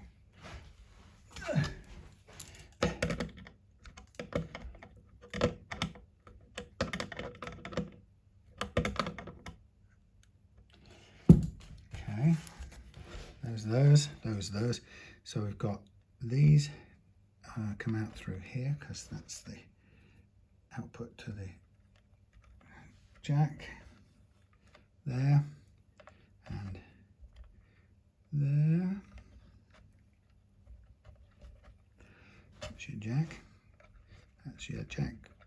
That's your jack. Done. And this is the ground wire, which where does it come through? It's coming through there. We don't want it to go anywhere near anything like that, do we? That's too worrisome. So I now have to just make sure this one earth wire stays well out of the way of anything that could short out because of its passage through next to it. So it's going to get out of the way, and I'm going to do my best right now to attach this bridge ground to, if I can just get the thing out of the way. That's earth, isn't it? That's earth. Actually, there's too much earth sticking out here. Do we care? Is it dangerous? Maybe it is, maybe it isn't. Maybe let's try and get this out of the way. Right, that's out of the way. Let us put this straight on top of here and call it George.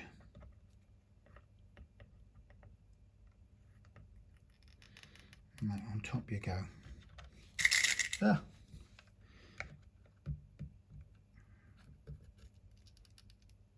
That looks grounded out to me.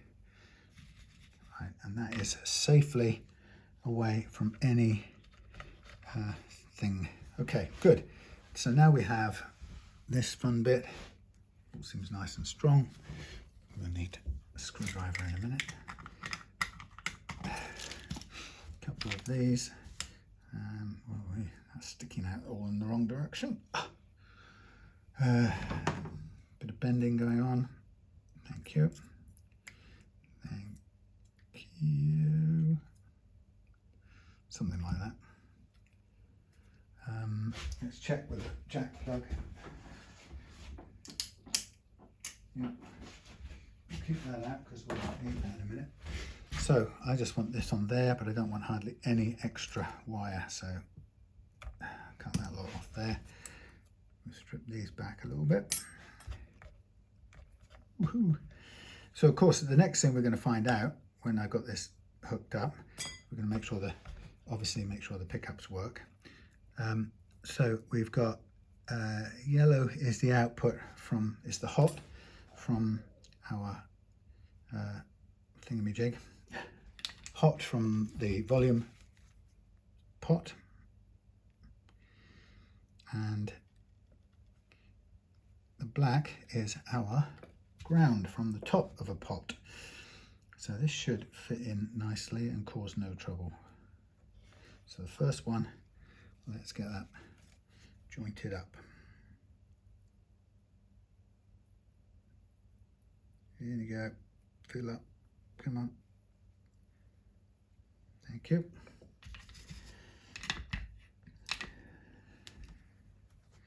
Snip off the excess, and then we go in with the, that work? Stay there, maybe not, stay there, maybe. In with the ground. Right. So, what I'll do before I screw this in, I'm going to get the jack plug connected up to the little lamp.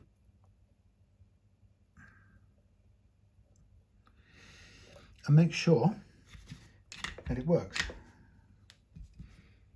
I mean, the pickups are all showing resistance, so on paper they should work. Here we have our jack socket. In we put it. Okay. Tangled mess.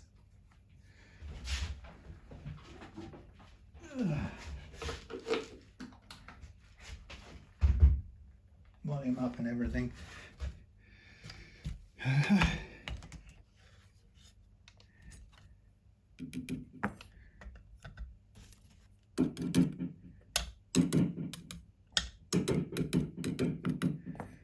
Okay.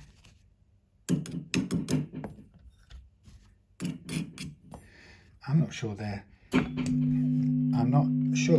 they're so the circuit should work.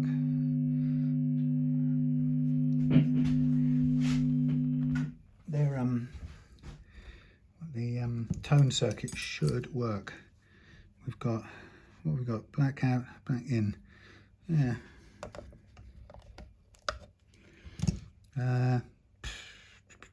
It should work. It's the opposite way around to how I would normally do it, but that's not a crime against wiring. So here we have a thingy jack plate. So we need to make couple of holes for this. Screw them in. Now this, whether it touches out anywhere or not, is hard to say. In my experience, touching the wood shouldn't short it out, but sometimes in my experience it has. So I can't be completely confident that if this is a very tight fit, which for some reason it looks like it is. Let's change this over.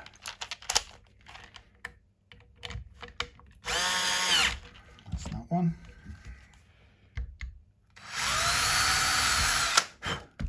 I mean, I don't know if the tone part of this doesn't work, then there may be something wrong with the capacitor fitted, but it shouldn't be that. Not that much to go wrong with them. Let's have one more listen.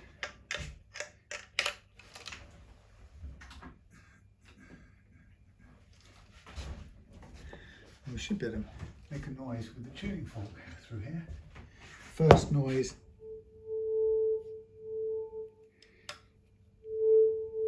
First noise made by this guitar.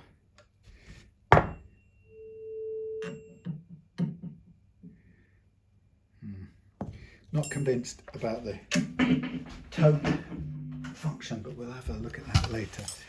Now let us first of all place our knobs on.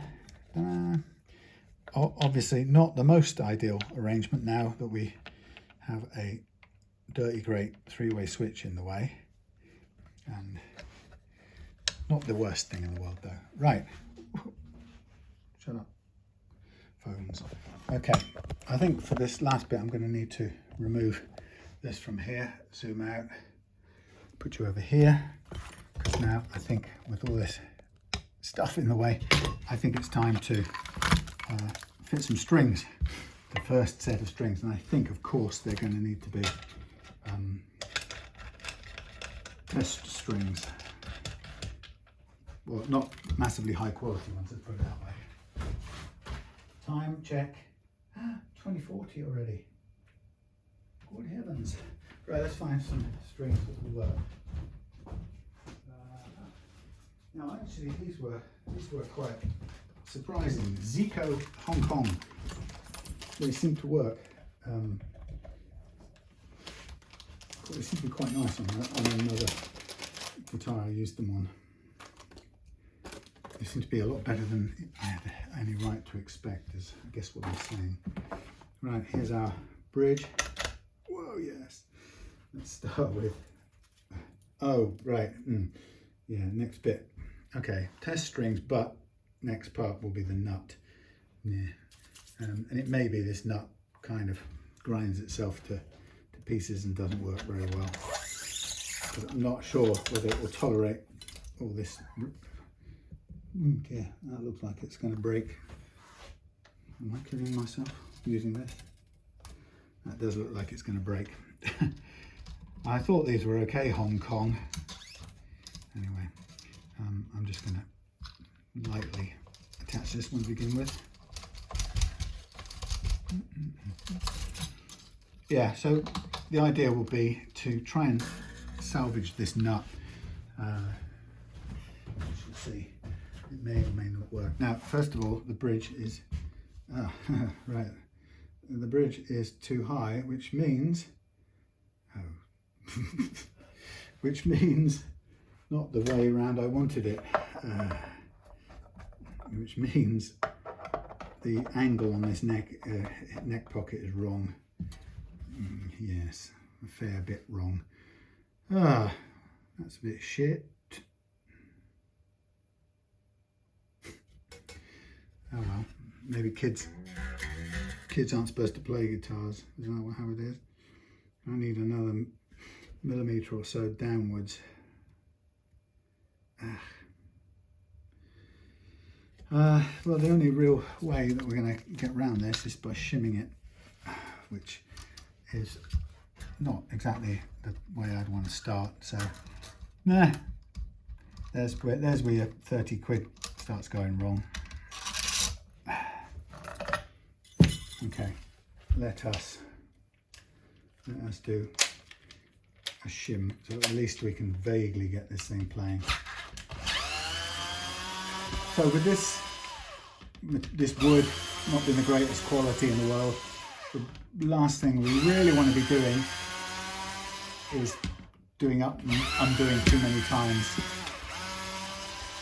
and then it'll eventually stress the wood. The heel, if it's maple, it sort of tolerates it a bit longer. But so we need to. This is too high. We need to kick up the back of this substantially. So I'm now have to find something that will do the job.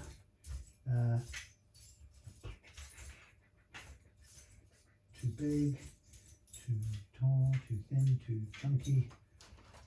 Tin. I'm now running short of shim materials. Okay, here's a shim material that could do the trick. Let's give that a try out. Not the best thing in the world, but better than nothing. Okay,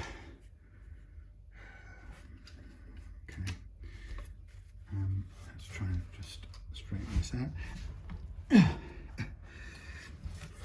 Okay, well, this is us hopeful now to get this working well enough to at least go with it for a bit.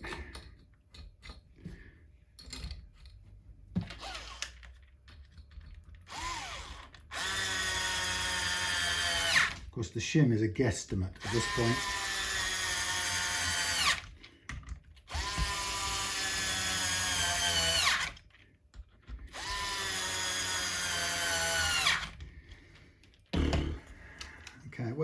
it's tightly in. Let's see if we can get anywhere close to the height. Yeah, just possibly. That was quite a relatively chunky shim. Chunky shim, baby. Right, let's just try and do this up without it breaking off.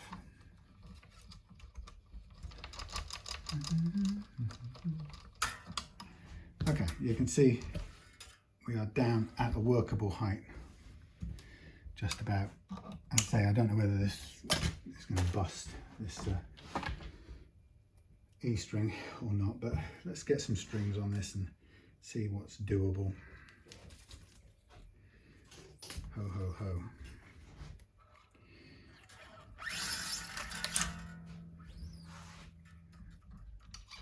So,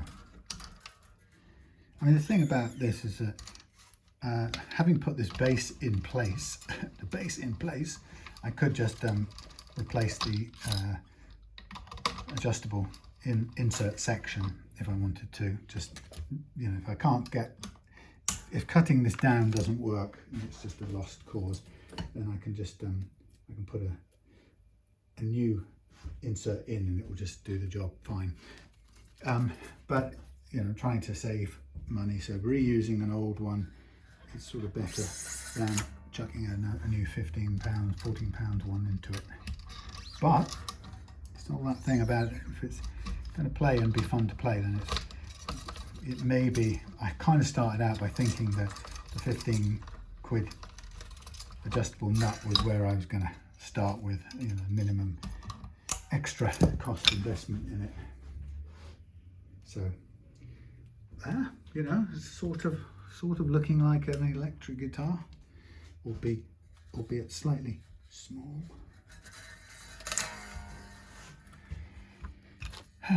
So I want it to make a noise. I might just, I've got enough. I need 2 adjustable nuts for this weekend, and if I've got enough, I might just stick a decent one in here, and because there's no way I'm going to not make this playable. Oh, that one's stiff. Holy cow. I'm sort of just slightly worried that's going to strip off its cogs or something, which is what you can often get with your cheap tuners. But then, having said that, I do have a lot of spare tuners that I can put into this. Let's see, how many of these have I got? Oh shoot, I've got 2. So that's me sort of a bit out of, you know, I can't afford it. I'd have to order some more, but right now I can't afford to spare one. I've got a few at home on guitars, but I don't want to remove anything, so I'm going to have to try and make this one work out. And if worse comes to worse, it could have a bone nut, but that's a bit more effort than I really want to put into it. Now, trying to get the string through the wraparound bridge can be a bit of a pain, because sometimes it doesn't want to do it.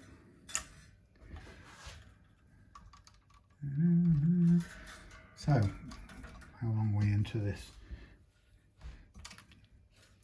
I wonder what I should do. We'll have to use the Hosco files, which I don't have a massive amount of confidence in, actually. Sorry, JT, I didn't mean that as a put down in any way, shape or form. They're a little bit hard to control the finesse part of things with. I've used them a couple of times and run into overcut problems immediately. I mean, that's probably technique. Oh, not probably, it is technique, but a little bit difficult to get right. But anyway, having said that, this nut is, unless I get it right and salvage it, it's useless anyway, so I might as well try. But it means cutting all the others down to the level of this one. Anyway. So we found that all the tuners do actually work insofar as they turn round.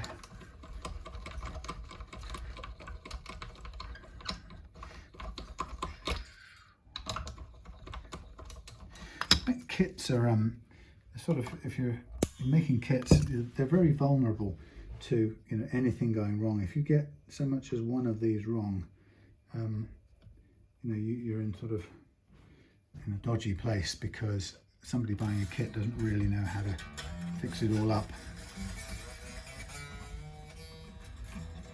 Okay, I don't like that tuner.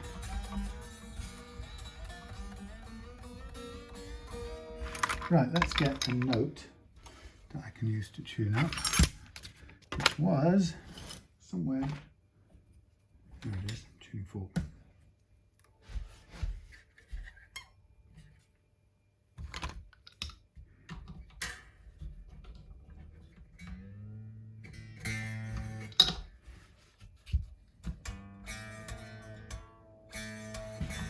And of course with this, this nut here now, I have to, no, it's not the right thing, is it? I have to raise this up fairly high because I've got to cut the other one down. So I've got to get it up to where the G is playable and then bring all the others down.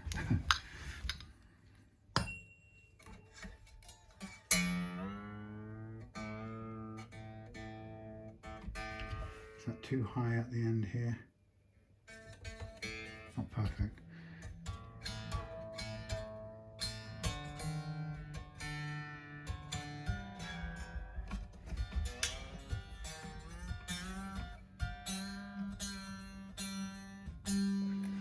So that shows how far this one is down into the nut. So it's going to be a lot of reduction to get the others to play at all well.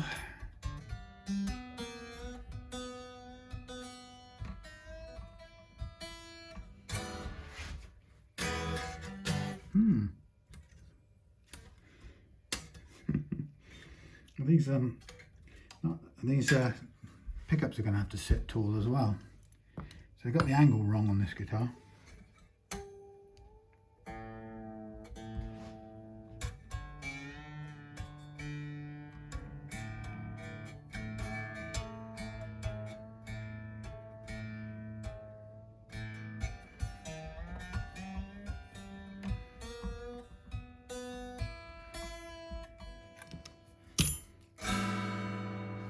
So if we were going to play it, we'd have to get these things a mile up in the air, probably as high up as they'll go. It really just needs some of these.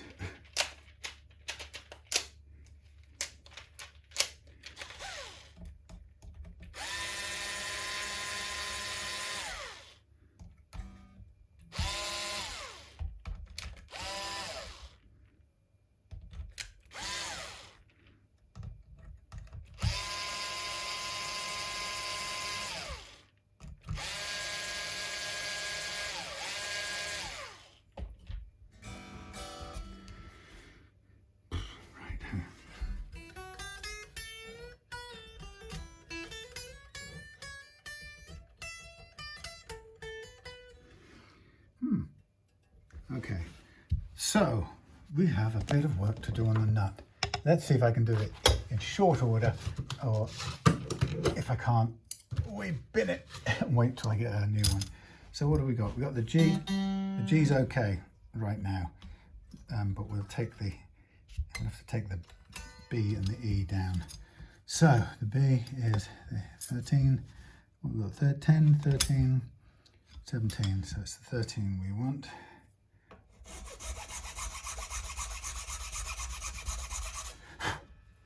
See if we can get anywhere close. Blimey. It's a long way down.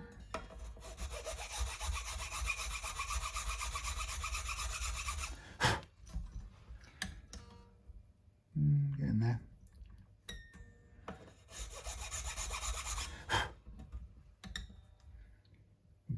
We can do. 10. Get the 10 down to somewhere close.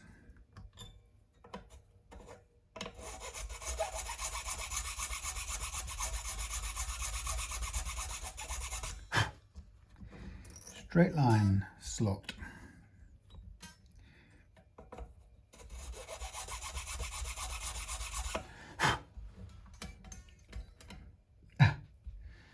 Close-ish, a little bit high still.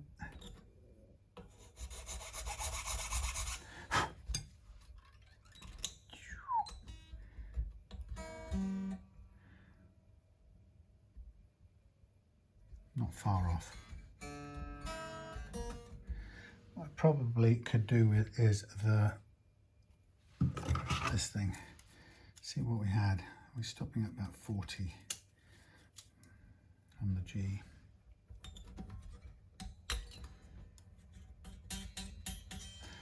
No, we must be on the 30. Okay, we're on the 30 on the G. So let's go down a bit further. 13.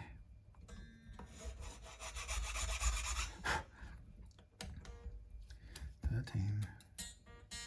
bit more. 13.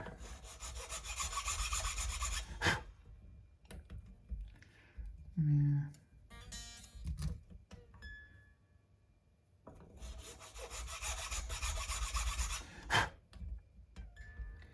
Okay, that's good.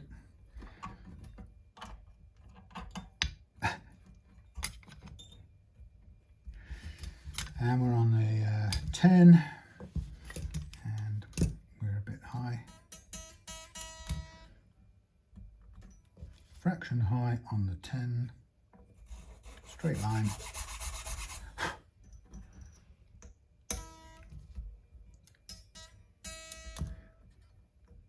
So it's a way of just reclaiming this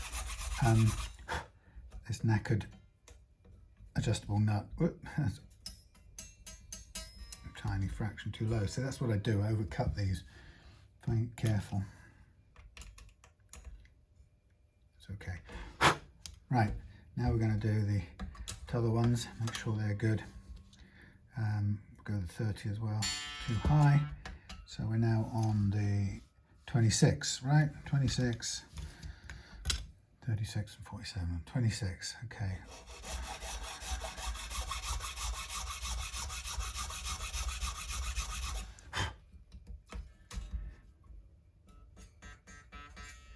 Not far.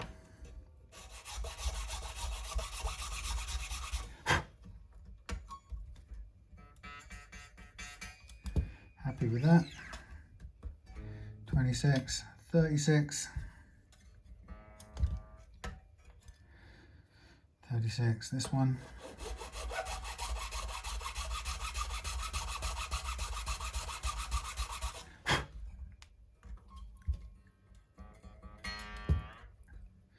$36.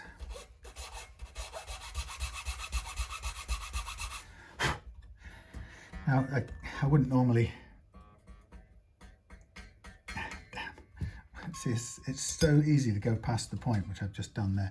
I wouldn't normally cut this far down with a Tusq adjustable nut, or I wouldn't like to. I try not to cut the slots at all.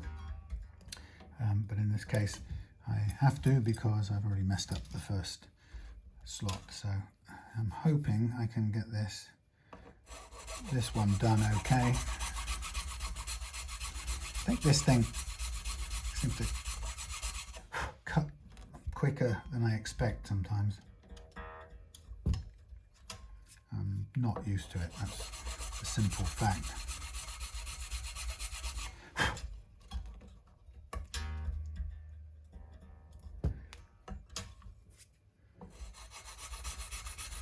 So you kind of don't get anywhere, and then you press a bit harder and suddenly it's done. Too much. Getting there.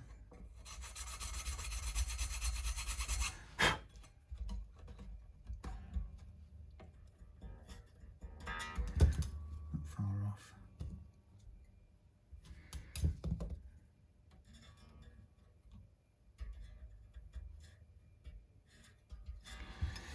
Right, go back a little bit because these aren't quite right. 10, 26.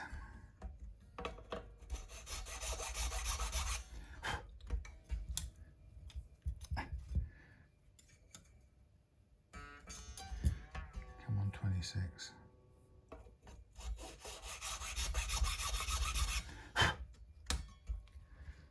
26. Right, on the mark. Next one, 36.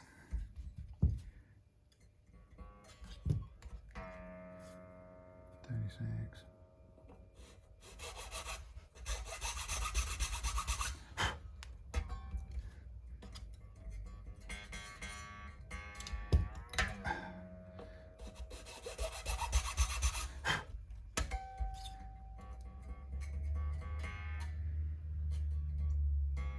Nearly there.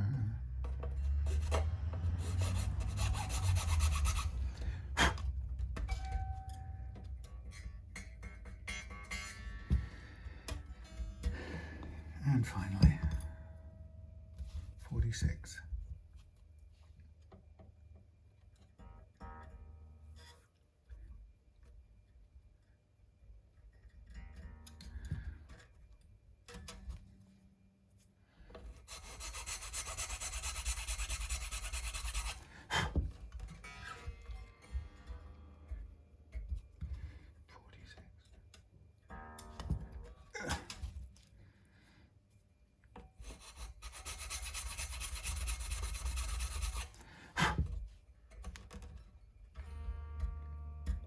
I think that's going to have to be it for now. Right, let's get another noise outlet.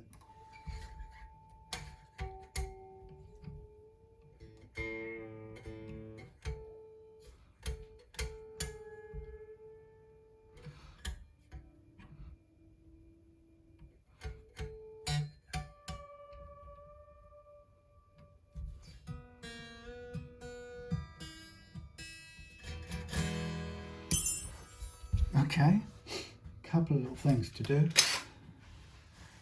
fairly brisk things, if I can find them. There's one. Let's get a couple of strap buttons in on this odd sized guitar. Just trying to find out where it's going to go.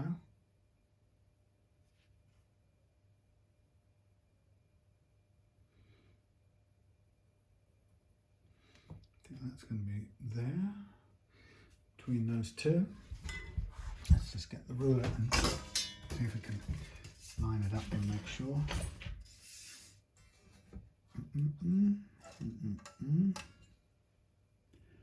Where's the halfway mark? Is it really there?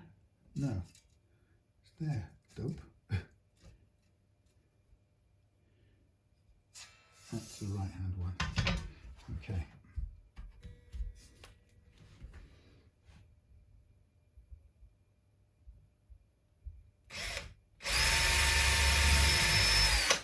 There's the first one. I'll use the things that are supplied with. Let's see if we can find. No, I think I'll use a felt. We'll use a felt as well. Strap felts. And that's a couple of white ones. Actually, we've got one more. No, white ones will do.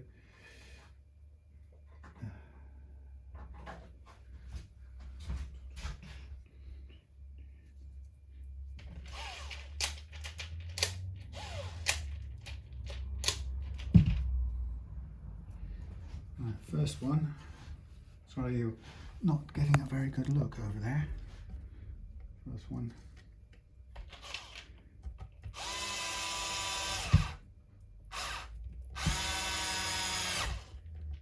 Quite tight.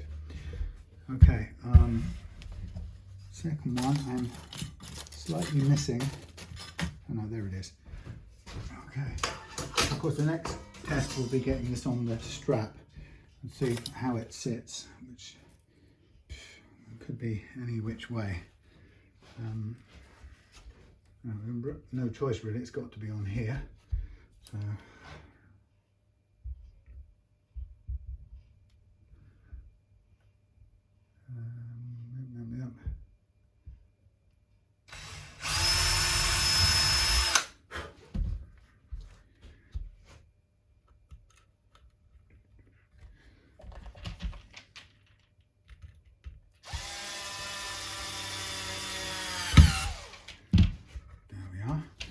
couple of little things to do. So first one is to, this is not being countersunk or anything, so let's see if we can do that. Find the countersink amongst all of these bits and pieces. There it is. Right. So we'll countersink so we can fit the screws in. I don't know which screws we've got. Not okay.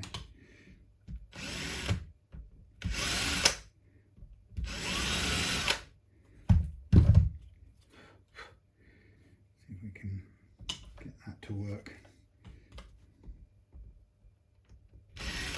Oh, come on.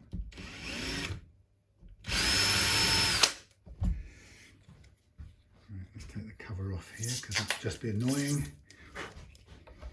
So that's like that. Let's get ourselves a pilot hole.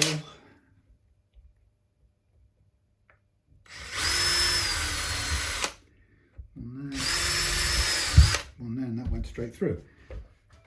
Oh well, such is life. It's good.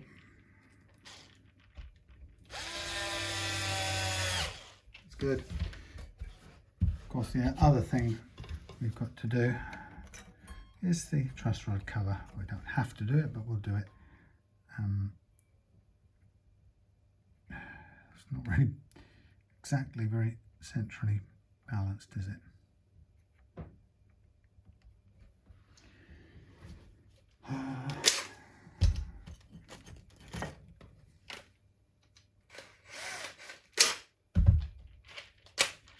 So, as you can see, not really taken that long all in all.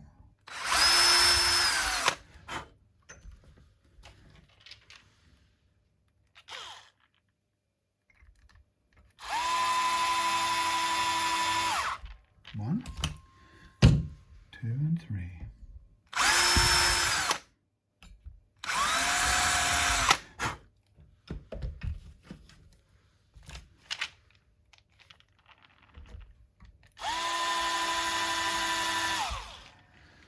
And I think this is the final screw in the machine.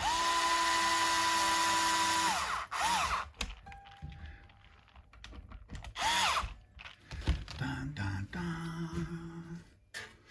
Now we'll put it on a shiny strap, so I expect it to fall forward straight away.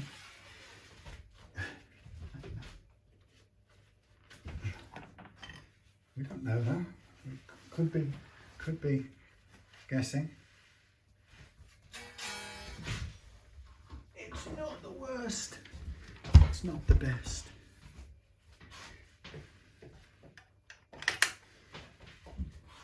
So exactly, I can check on the. Oh boy, I can check on the camera. Excuse me. 2 hours 24 it took to make this.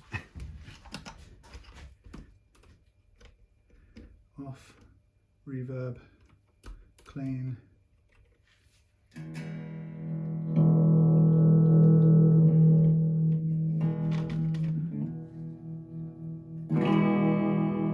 Yeah, tone works.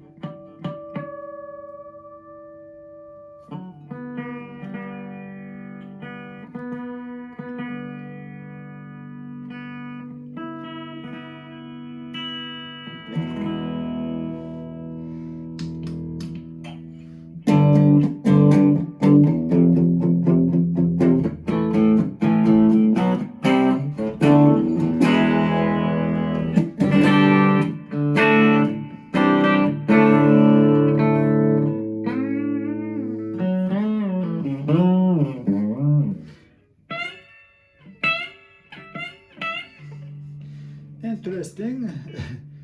That's choking out. Let's just check how far off ideal action we are.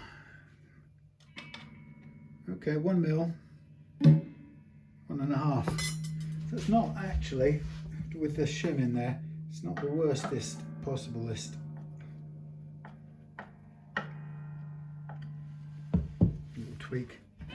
So really, I would obviously want to stretch a lot before I played it.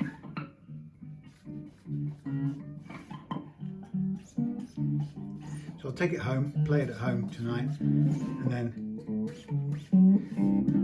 give a verdict.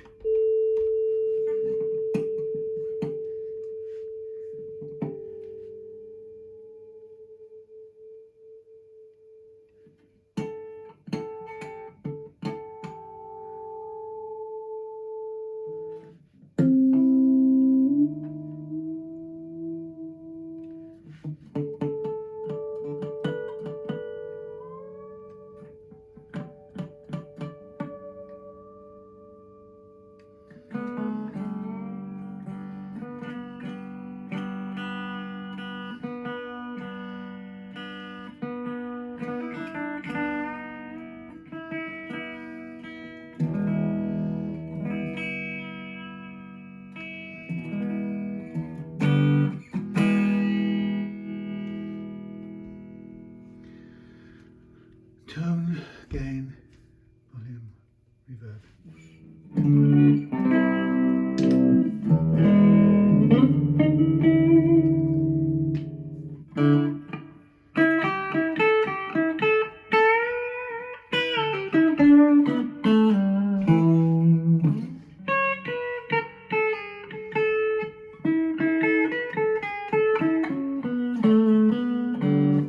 Right.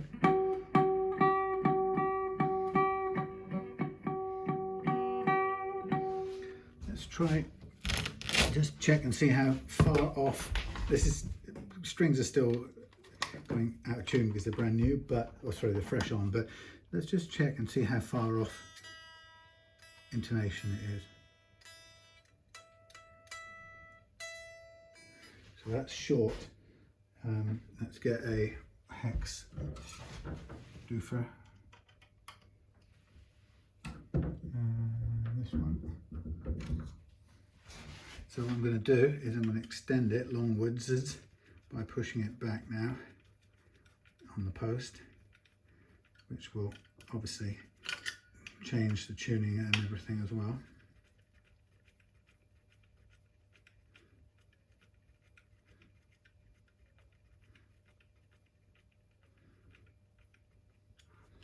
See where we get to.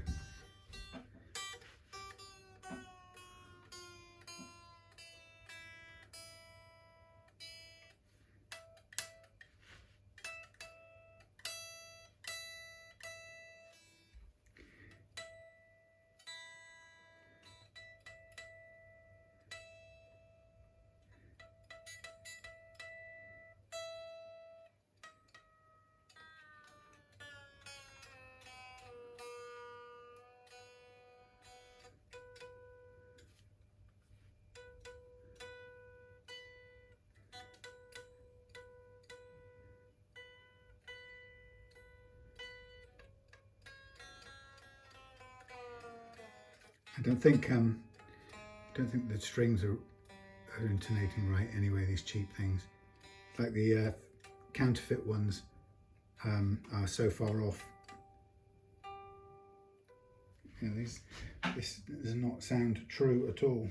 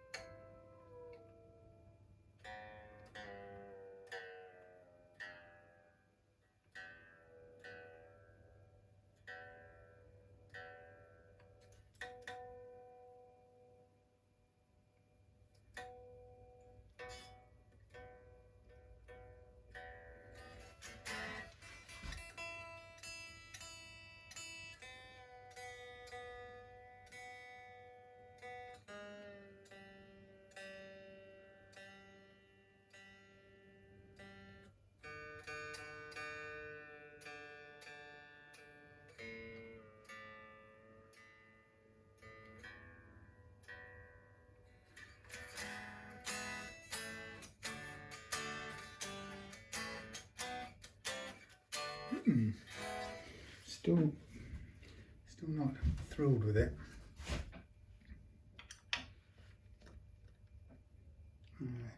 Problem with this is, of course, you push it further out, and the whole kind of thing tilts upwards, and you get a totally different action out of it.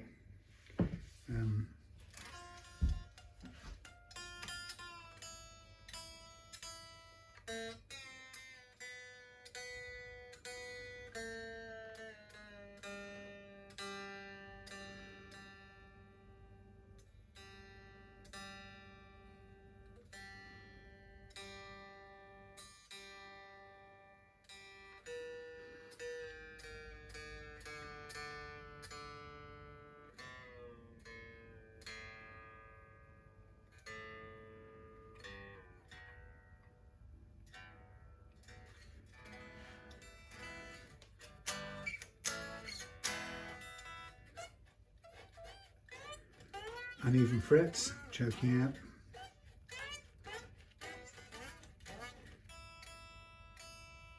That's what you'd expect.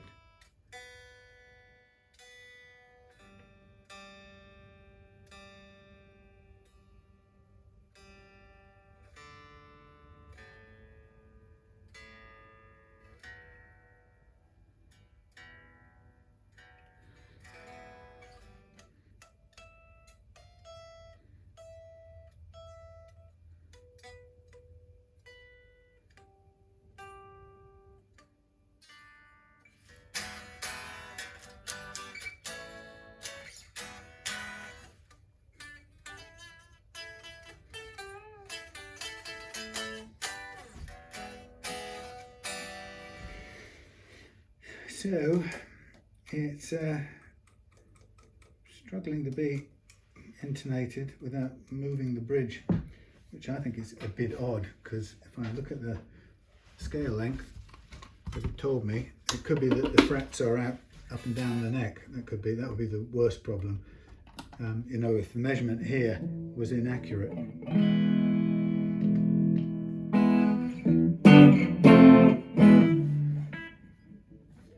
If they weren't right, or they're not positioned right, then the thing isn't going to intonate properly at all. I don't see why they would get it all wrong in that department, but it's definitely had to be pushed way back from the 626 measurement point.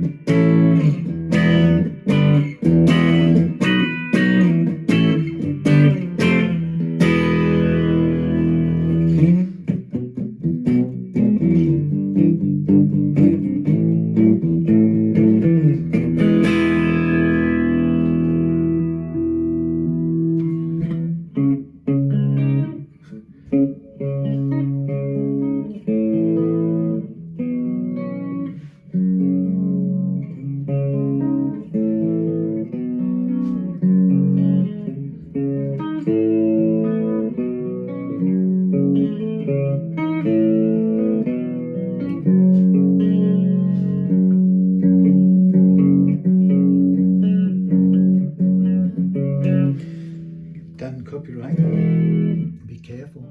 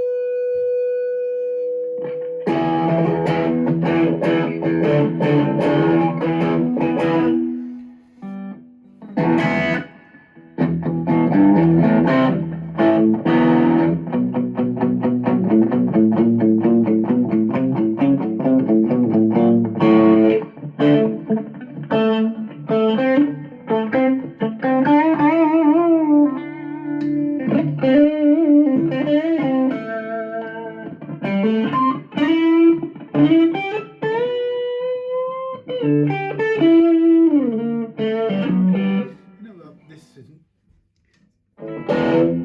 that bad. Pickups really not that bad.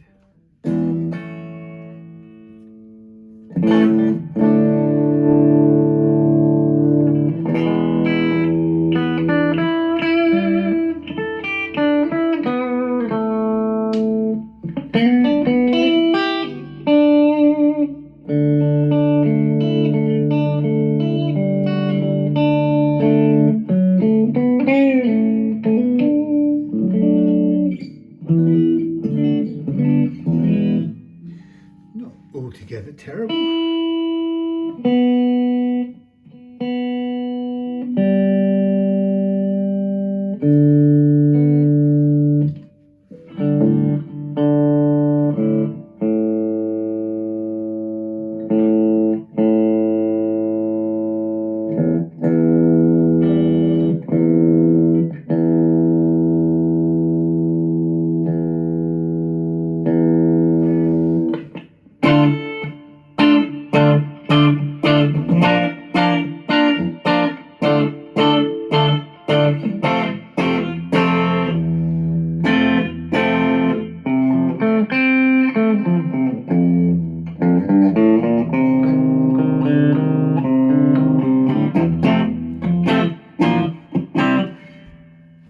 Well, it's a guitar.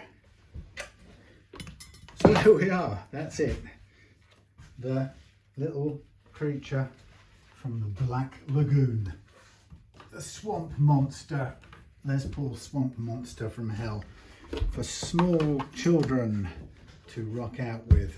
And there we have it. I'm going to play it at home and see if I can stretch it out to the point where it stabilizes and then just give it some stick and have some fun.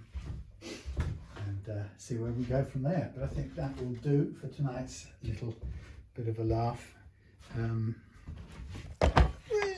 Useless instructions. 2 hours 42 minutes of glorious struggling to make it work. Well, you know what, it does it enough. Probably need to grind that down a bit on the old thing. Headstock to be reshaped, but you know, Kitty could have fun with that as long as Dad knew what to do with the wirings and to stick a shim under there. Probably still needs a bit of shimming. Could probably do with a bit of straighten out. I might do that at home actually. Yeah. Anyway, there you go. come on, 30 quid. 35 quid including postage. 30 quid. I've cheated a bit, so that would be a spend when I put another one on, which I won't have to stand up quite so high as this one to get to the correct action. I've put it on pretty much central. Because of the depth I've cut these slots, the strings have wandered a little bit, so they should be a bit more like that instead of that. But it is no thing. So that was fun. Enjoyed that. Yeah, and this, the only problem now is I'm not at all convinced about the length, scale length of this thing, or why it's done what it's done. Let's just check and see. I was pretty sure that my posts were spot on. Well, uh, 626. Yeah, I'm not convinced by the spacing on these damn things at all.